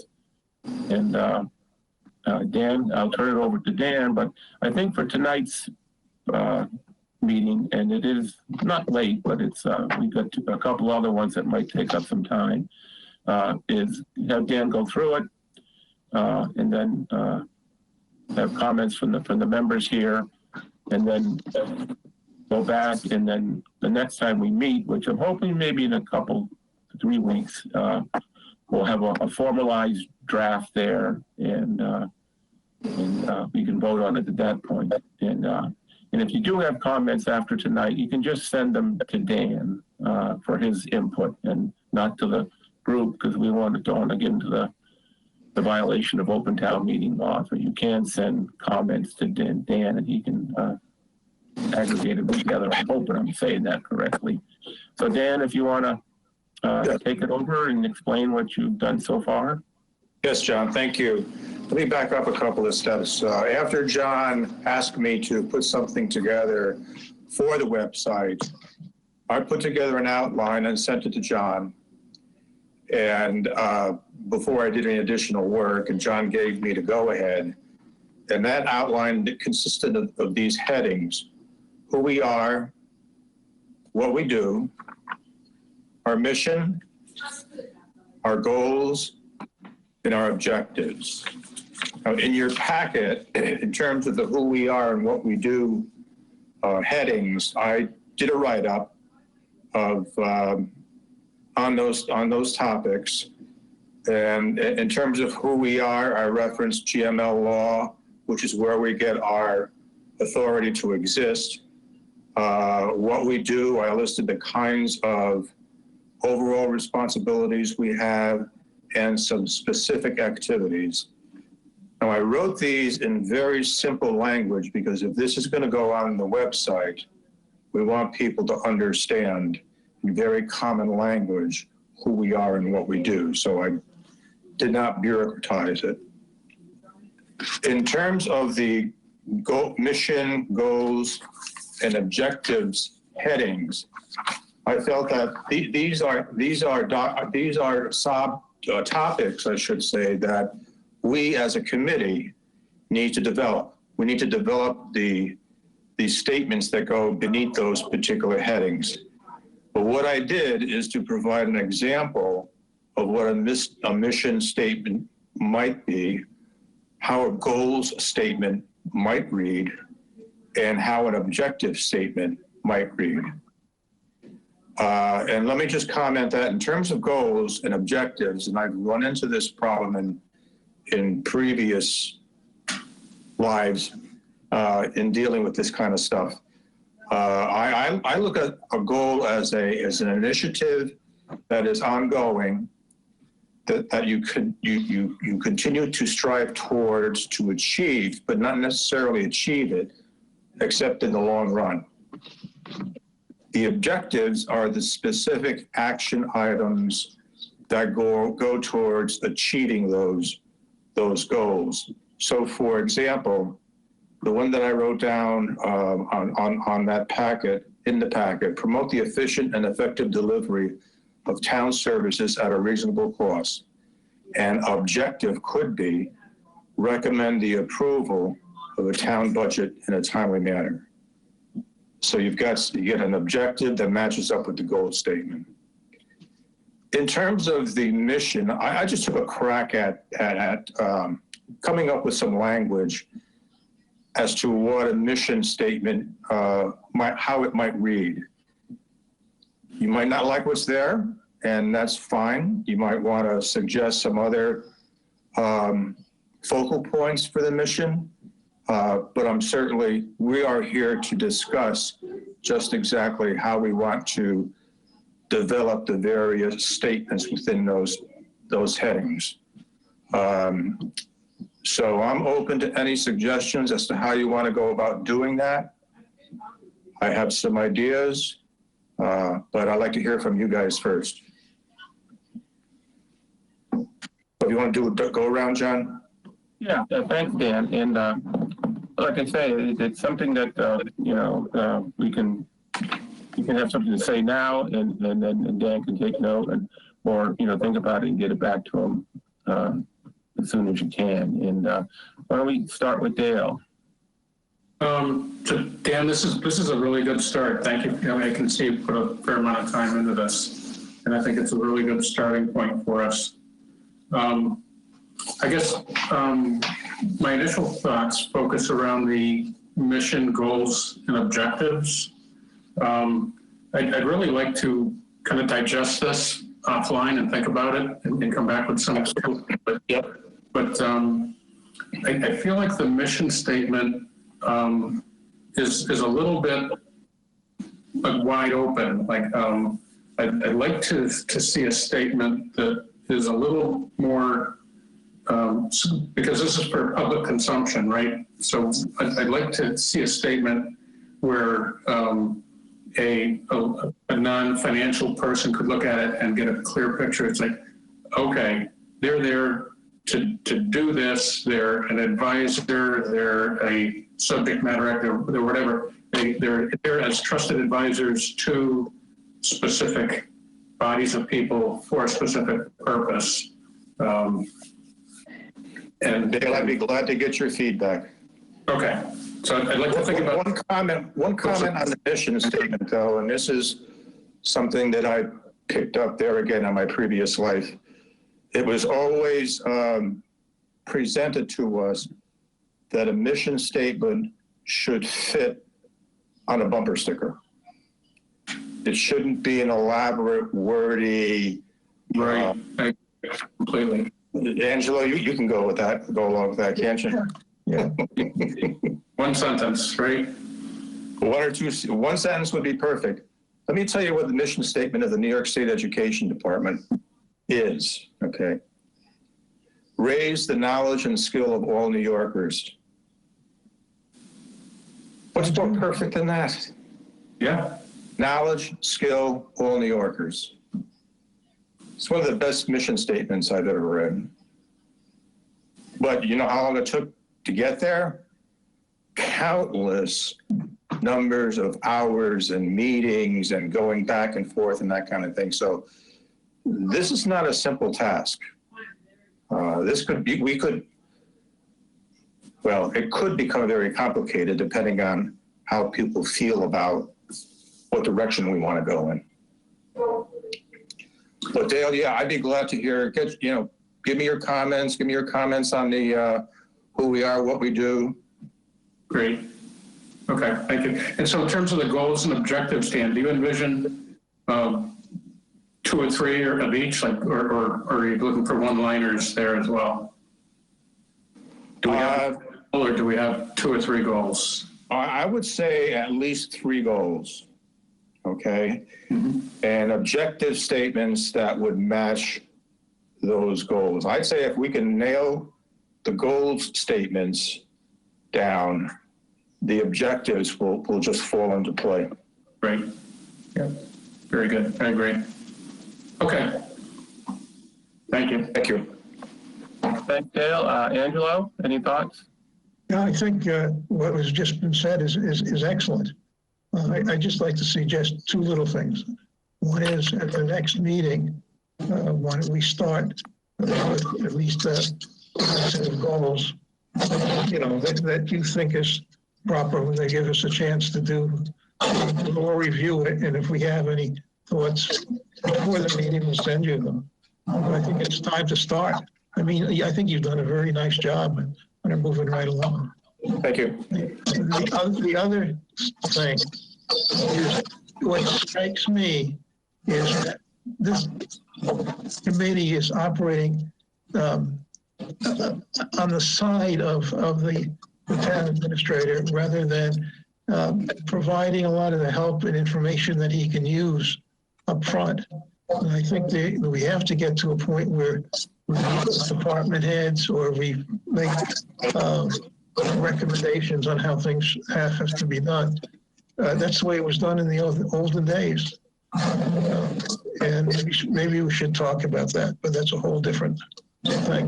The meetings with the selectmen, the town administrator, and the capital LA committee made it possible for everybody to understand the information and go forward and be helpful. It's very hard for the town administrator to go through and go through every one of these documents and projects and have other things to do. So I think we can be helpful. That's Thank you. Yep. Looking forward to your feedback. Thank you, Angelo. Mark, any comments or suggestions? Nothing specific at this time. Okay.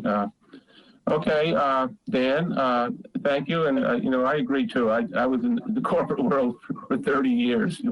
We spent hours, days. We had management consultants come in and tell us how to write this stuff. I mean, it's like I said, if you can put it on a bumper sticker, it's great. But, and again, this is the first, stab at it for us as a group. Absolutely. It doesn't have to be perfect, but I would like to get something up there. And, I'll send you my thoughts and stuff too, Dan. And Okay. And we'll work on it together. All right. As a group, for all of us. So I think we all understand what we're trying to accomplish here. So thank you for that. Oh, John, just a thought. Yeah. Are you going to communicate, though, this matter to those folks who aren't here? That is, asking them for their input? Oh, very much so, Dan. Yeah. Okay. Dale is taking notes tonight, and it'll be in our Okay. minute. And then I'll have talked with Brian already about this. Yes, Yeah. 100% sure. I'll make sure they're fully on board. Yeah. All right, great. Okay. The next one is town department liaison assignments. This is something that's been done in the past, and I remembered it. And I reached out and I found an old form of liaisons.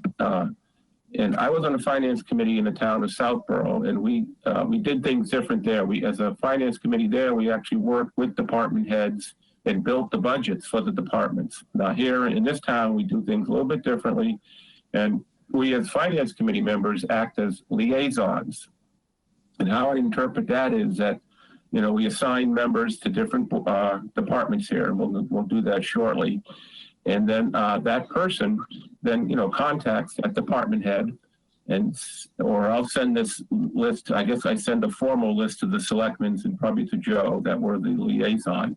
And then we attend department head meetings and offer and listen, as I've said in the notes below, you know, listen to what they have, their concerns and are. We take those concerns. We may offer them suggestions at their meeting, or bring it back to our board as a group to discuss. And so that's what that's about. And we can go down the list here.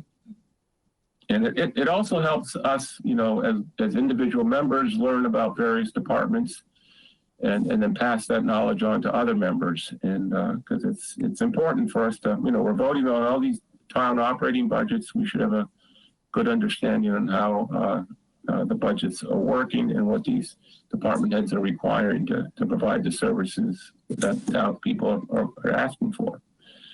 So if anyone has a particular, we can just go down through the assessors. Why don't we just start through the list? And, you know, I'll get with Brian and Tom to see if they have any particular desires. And we don't have to, you know, again, fill out the list tonight, but if anyone, well, we'll just go down through the list. If anyone has the assessor, if anyone's, you know, interested in, you know, I don't know how often the Board of Assessors meet, but to understand their boards, what they do, and work with the assessors department, understanding what their group is all about. Is anyone interested in serving on the board of us with a liaison to the Board of Assessors? I wouldn't mind looking over Richard's shoulder. Okay. Okay, I'll put Dale in there. Great. CPC, this is a good one, Dan. Hey, if you want me there, I can be there. Well, it's like being as a former CPC member, and yeah, you know, I've actually been tuning into the CPCs too to learn more about the. We'll actually bring the applicants in to our meeting at some point. Yeah. But I've been sitting in on the meetings, just listening to what they have to say. But you could be our official liaison. Okay. Okay.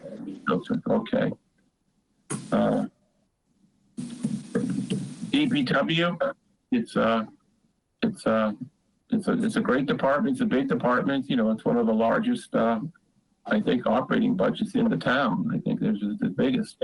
Has a lot of moving parts, a lot of people. Is anyone particularly interested in DPW? Okay. Or the next one is fire. Or maybe I should just ask individually what people are interested in instead of going through the whole list one by one. And then, Dan, are there any other? No, I was just going to say, I think that's a good idea because whatever's left over, you could just go ahead and just assign. All right, well, we'll start with you. Do you have any other boards that let me just, there is one board that it's clearly going to be, and Angelo too, as we're a member of the capital budget outlay committee. So we'll sit on that one. together. I'd be interested in recreation and youth. I don't know if it's so much youth anymore, but it's definitely recreation. So, like I said, I was looking at this list this morning, and there's a couple things in here that shouldn't be in here, like middle school repurpose. That definitely should be out of there. Yeah. Okay. Well, they do run a lot of youth programs in the summertime. Yeah, they do, and there is a youth commission, I think, or youth body. Yeah. Okay. Any other ones, Dan? Library. Library. Okay. And then I'll Mr. pass. Chairman, could I speak? Pardon? Could I ask a question? Sure, Sandy. Go right ahead. Yeah, I don't know where I fit in at this point, but with the DPW, I'm pretty familiar with all things mechanical.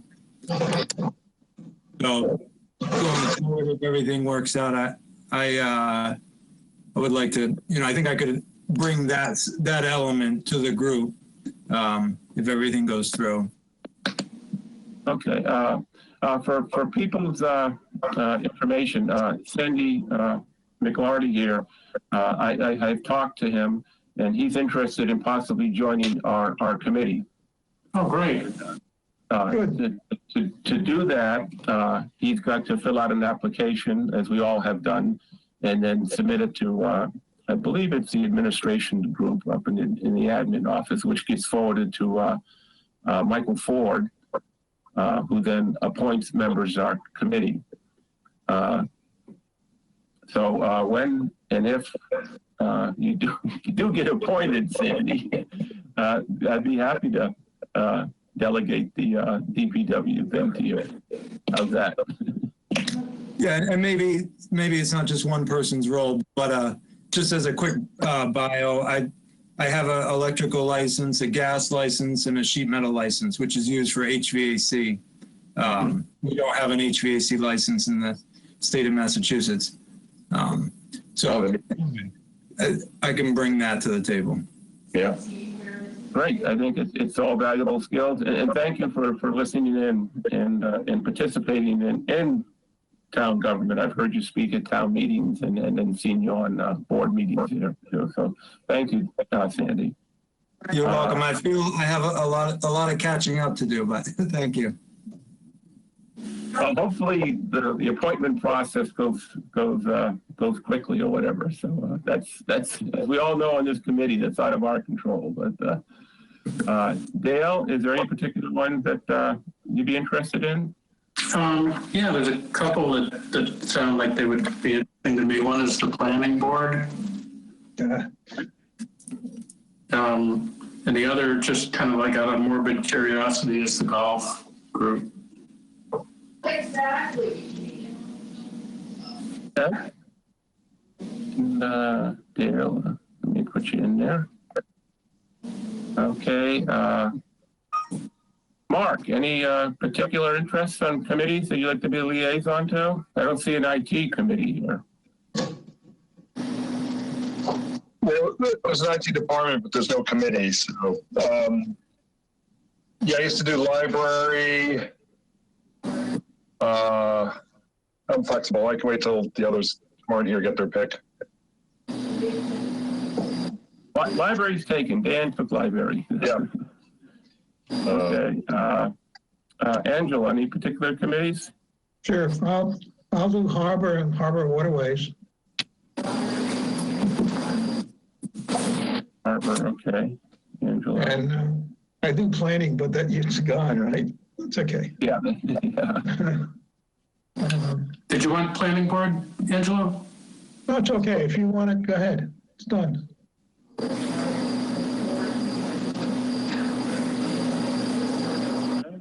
Well, I'll get with Brian and You can switch Tom. things around. Yeah, and I think Brian, I don't want to speak for Brian, but I know he's really interested in schools. He might like to, and schools, we all know, it's a big budget. Mhm. And then I'm happy to fill in the blanks. And let me get with with Tom and Brian. And if anyone else has any thoughts after this meeting for the committees, we can discuss it with me, and we'll formalize this list at our next meeting. Angelo, I'm gonna put you down for the planning board because I already have 2 groups. Okay. Okay, done.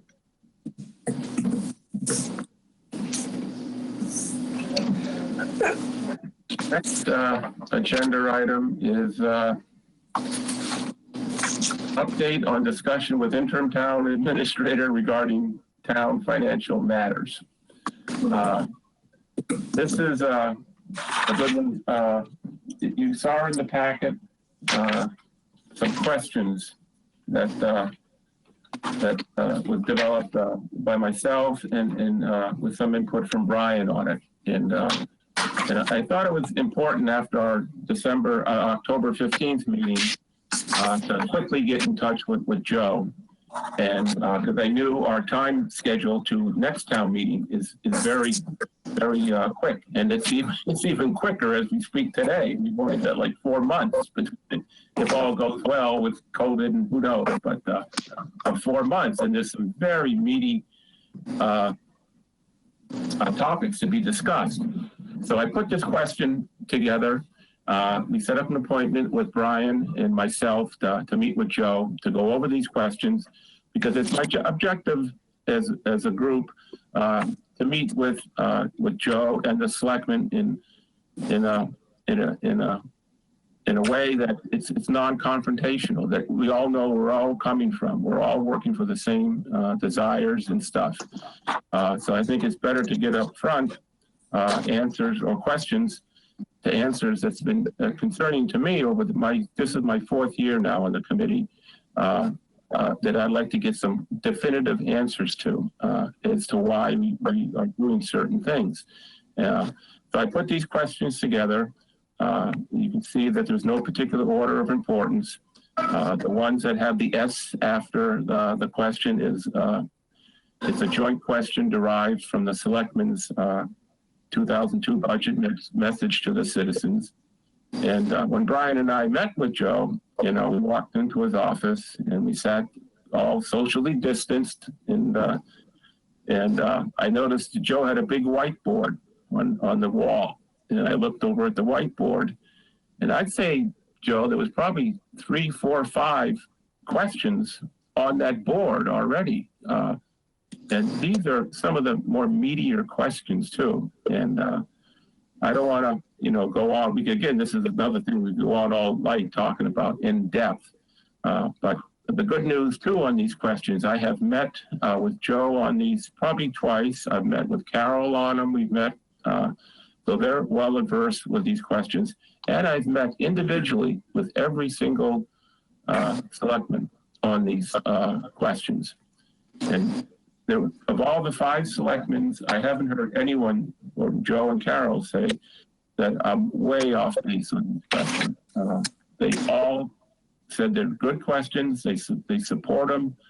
I think it helps send a unified message to town departments too, that we've got to get some answers to these questions with this budget cycle coming up.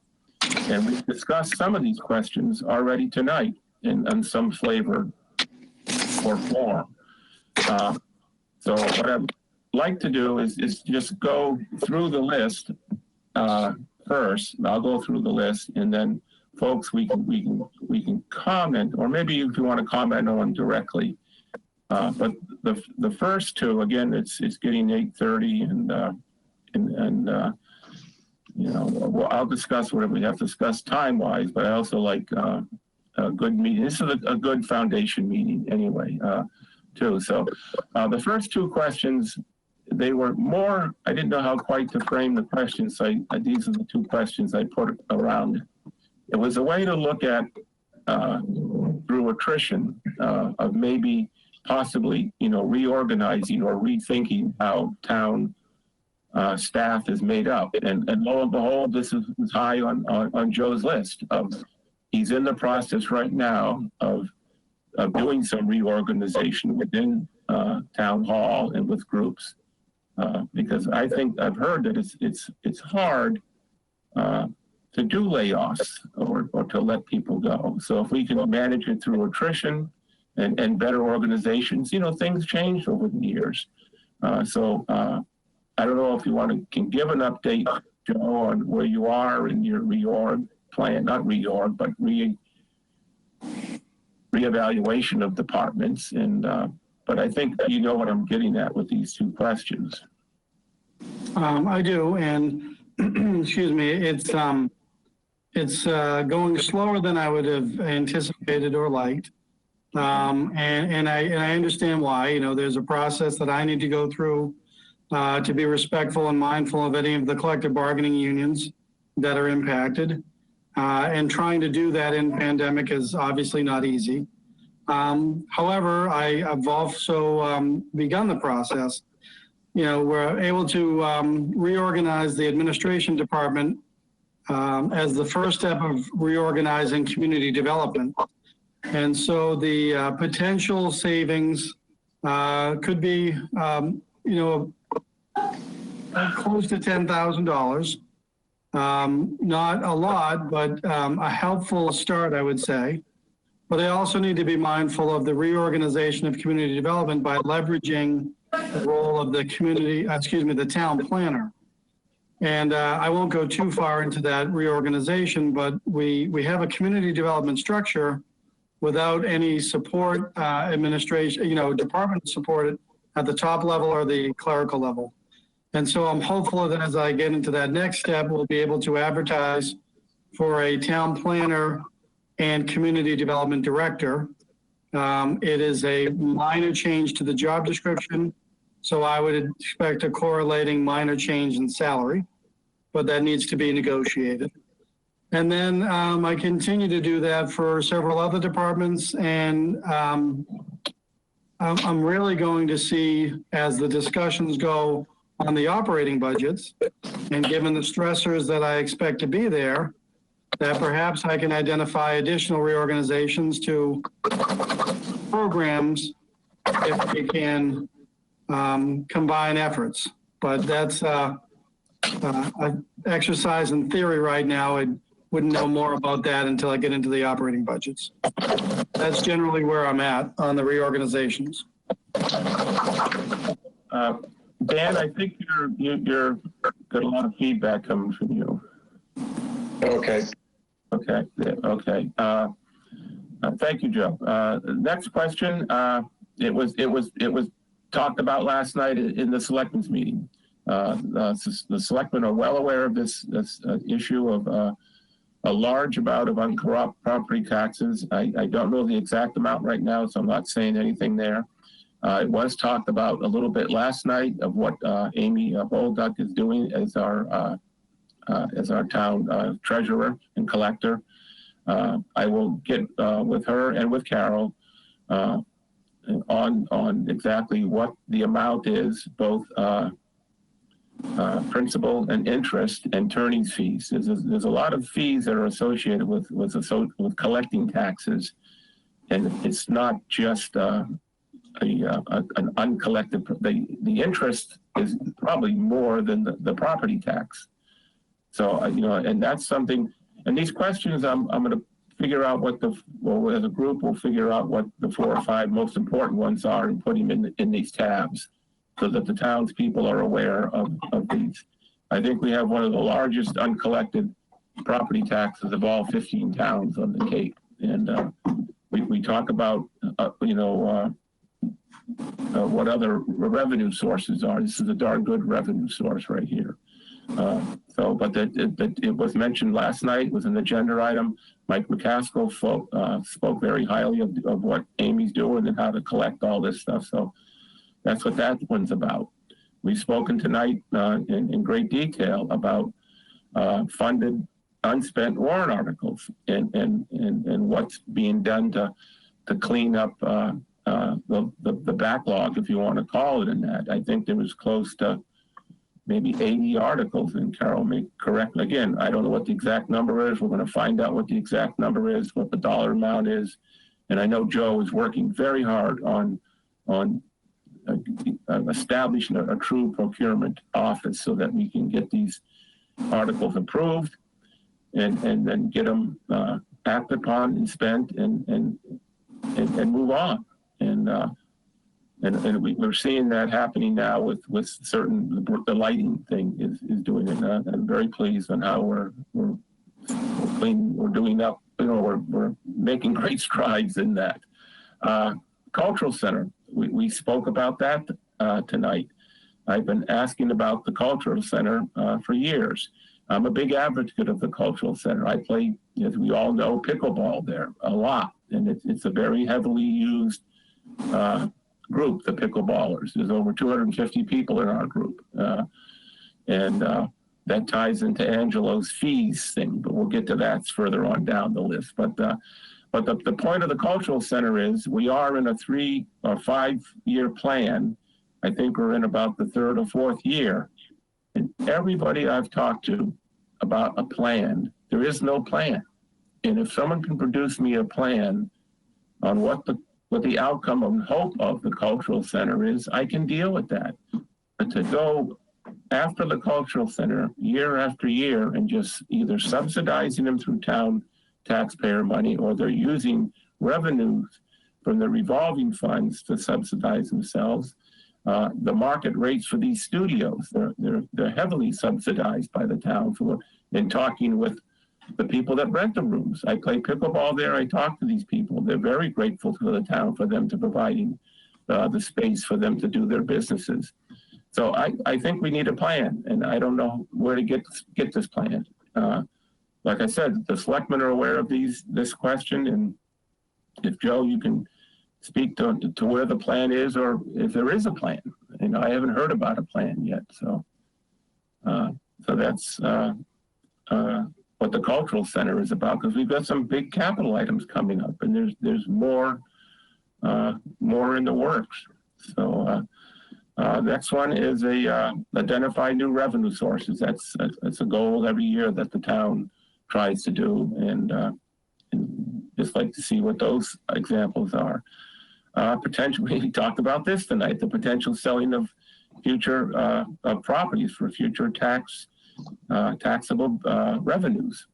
And I just gave a couple of ones that I'm aware of is the pet cemetery land. We all know that's very valuable commercial land. I know there's different restrictions put onto it by the town meeting. So we have like to look at that to see what we can do with that. West Harwich School, we spoke about that. That's a building, as far as I know, it's almost a condemned building from what I've heard. That the fire department has really condemned the building. It's not only the roof that's in disrepair, but the interior and foundation work is in disrepair. And we know through Joe's earlier discussion that he's working on that issue there too. Same thing with the old fire station. I've heard that there's up to 4 buildable lots there. I don't know if that's true or not true, but that's a valuable piece of commercial building. I know, again, Joe's working on getting that building at least demolished and stuff. So next one is OPED, which is other post-employment benefits. This is basically the retirement plans, medical plans for the town, and a chart that shows what our debt chart is on that. And it's from what I understand, again, I don't know the exact numbers, but that's something I'll work with Carol to get them, is I think the town's OPED debt itself is roughly around 40 million. The schools are coming in at 25 million. And I think the water department's OPED is around 4 or 5 million. So you add those up and you're talking about real money all of a sudden, as they say. And what are we doing as a town to bring down that OPED debt?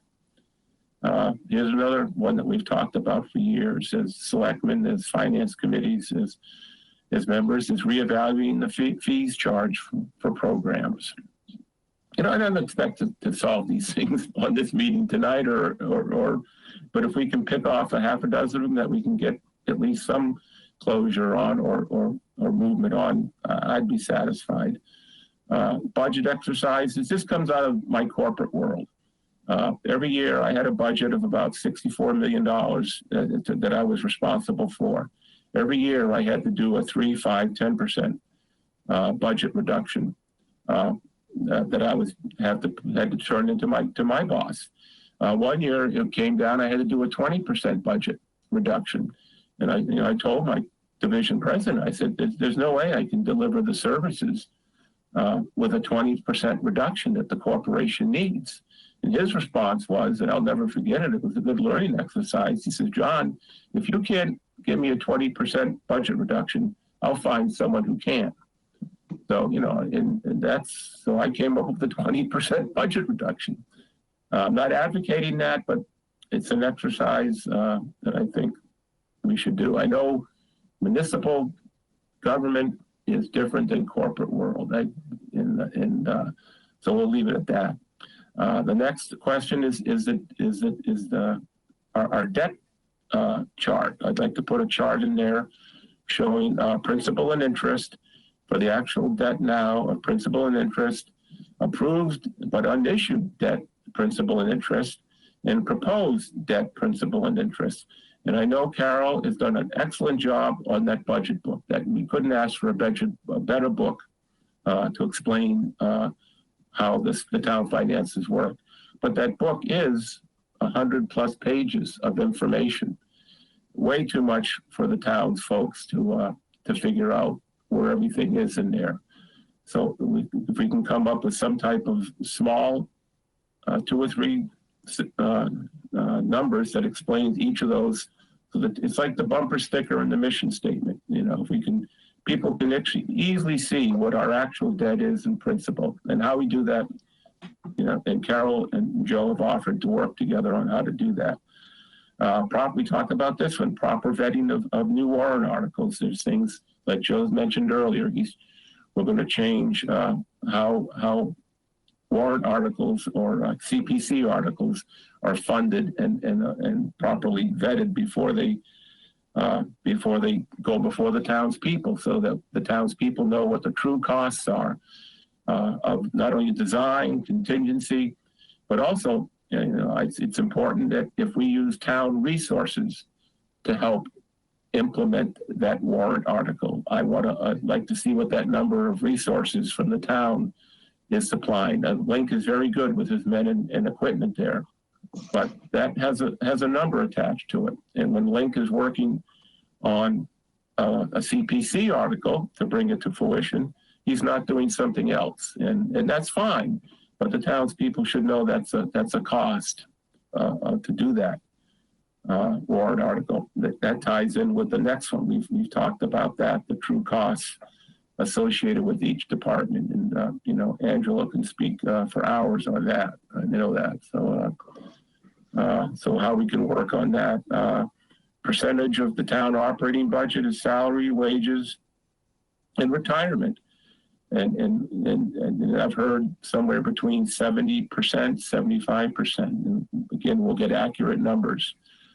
So that leaves us very little room as a finance committee to effectively manage. If we can only manage 20% of a budget to try to cut costs, it's difficult.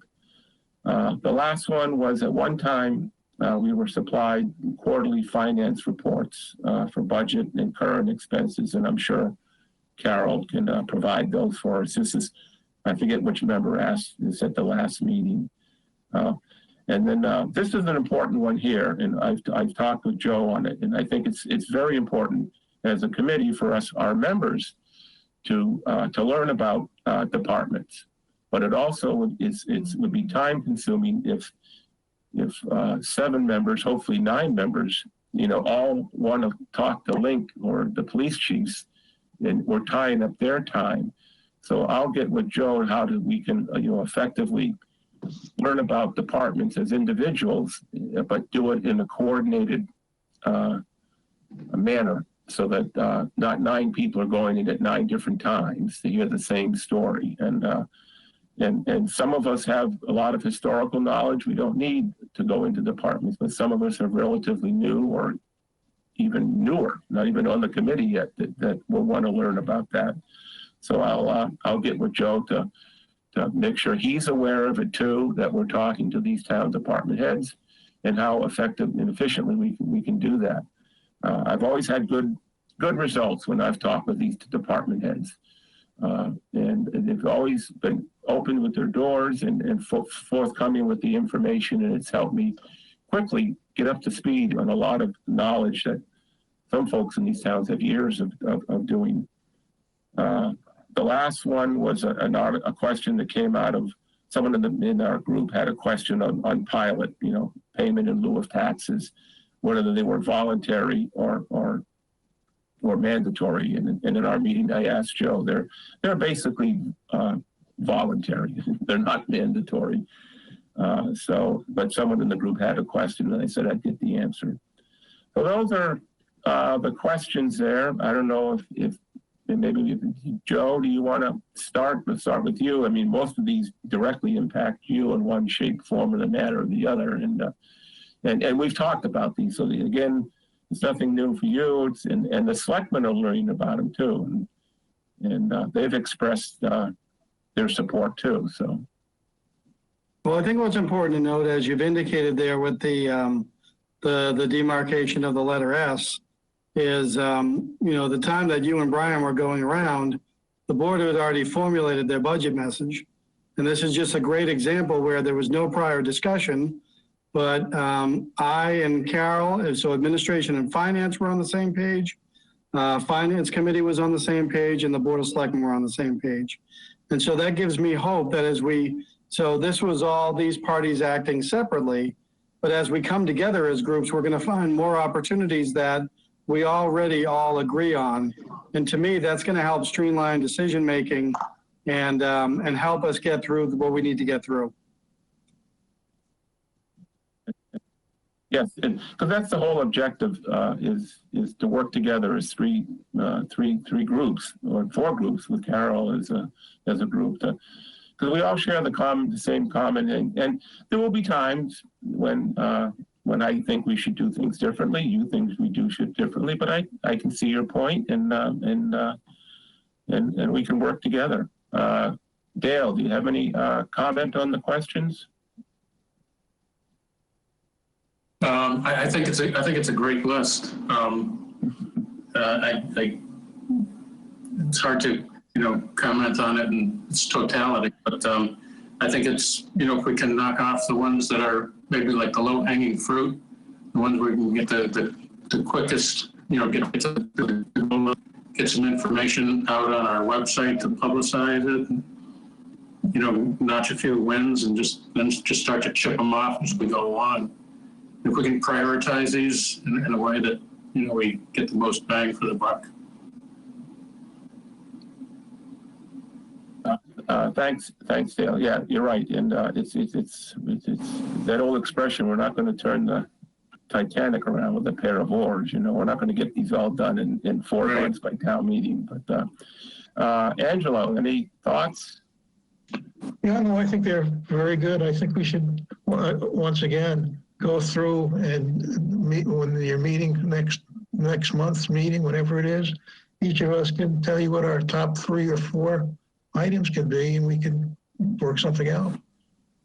That's a great idea, Angelo. Yes, if people could do that for maybe your top 3 or 4. And all I'm looking to do is maybe get no more than 5 on our website to begin with. And, we'll make the top 5 instead of the 4. Okay. Dan? Yeah, when I looked at that list, I immediately got into my strategic planning mode, and I saw this as a list of issues. And when you have a list like this, you go through an exercise called list reduction, where you match each of those issues in some form of commonality. And then from there, you talk about developing a goal or an objective or what have you. So might want to take a look at this from a goals objective standpoint as well. Yeah. Thank you, Dan. Mark, any thoughts at all? No thoughts, sorry. Okay, thanks.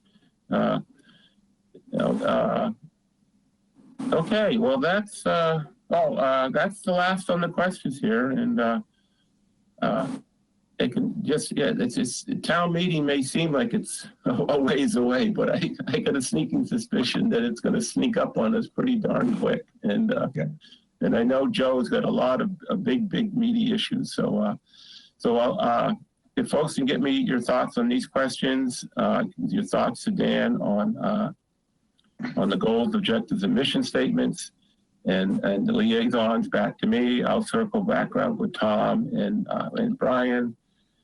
And one last item here. It's not on the agenda. I'm going to put it. I'll go under the caveat of unforeseen, but not reasonably anticipated on the chair 48 hours in advance. And it's nothing earth-shattering at all. But I have been working hard on trying to get members because I'd love to get a 9-member board.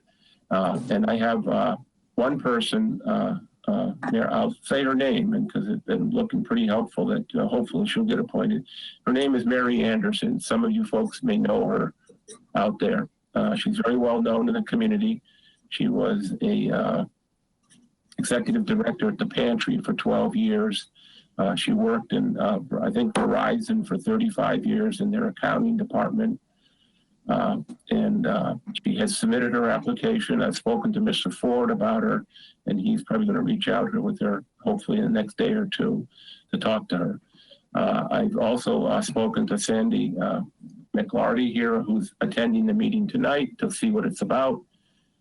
He contacted me to see what it was about. And after I heard him at town meeting, last town meeting, he spoke, and I spoke to him about that. So he's going to submit an application and to Mr. Ford, and we'll see what happens there. But if anyone else has any other thoughts on members, please have them either contact me or you speak to them directly and fill out an application. So that's about 139 days. Okay. I keep track. That's good. You know, that was a great town meeting outside, Joe. And I wrote you a little note after that. That was there's an old corporate expression, success has many fathers. Failure is an orphan. That town meeting had so many chances of failing, and who would have been to blame for it? You would have been. But it was a roaring success. And hope you got the credit you would do, Joe, because it's. Thank you, and there was a great team that put it all together. But thank you, I appreciate it. It was. Yep. So with that, I thank you, Joe, again for the capital plan. I've had the opportunity to hear it twice now. So the Monday's meeting, I'm definitely going to be well informed on what it's about. Angelo has heard it but twice. These members here now have heard a good explanation of it, and it's a big number. It's a self-inflicted big number, but we had extraordinary circumstances that made it a big number. So we'll just have to see it. And this is where getting the information out to the townspeople of what that number is and why it happened, and to Angela's on the tax rate. $69 on a $500,000 house may not seem like a lot, but I've learned over the last 3 or 4 years that is a lot to some folks in this town. And believe it or not, it's decision that they have to make on certain expenditures. So with that, if anyone else has anything else to say, Dale? Quick question. Do we have a calendar of deadlines till ATM like we had for last year? What I have presently is a confirmation of charter deadlines. And so I'm still working on trying to pencil in, based on the board schedule, some of those other activities. So once I have that, and I'm hoping to have that completed by January 4th to distribute to everybody. So right now it's just charter requirements. I didn't want to miss anything that was legal imperative. And, tying into the different school groups is trying to pull it all together as well. So cool. I will get it to you when I can. Thank you. Thanks.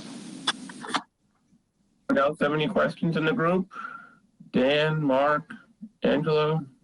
Are you going to serve breakfast now? I mean, it's time. It's not past 9 o'clock yet, Angelo. You got 4 minutes here, Oh. Some of us have to travel and there's a curfew, so, Yeah. Well, that's right, because the COVID comes out at 9:30. That's right. That's right. Well, thank you, gentlemen, and Carol, for listening. It was a good meeting for me. I was a little, one could say a little anxiety was built up around this, but I talked to different members. They reassured me. Joe reassured me, and so it's a good start. And I think and it's going to be an interesting year. I mean, so thank you all for participating, and I'd entertain a motion for adjournment. Move to adjourn. Second. We have a motion to adjourn. It's been seconded. Any comment on that? Hearing none, I'll do a roll call vote. Dale? Yes. Dan? Yes. Mark?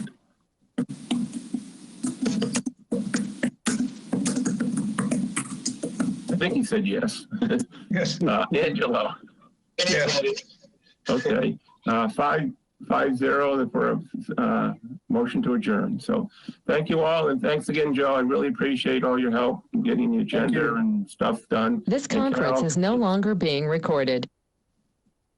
Thank you all, and we'll see you all later. Thank you, John. Good night. You're welcome. Bye-bye.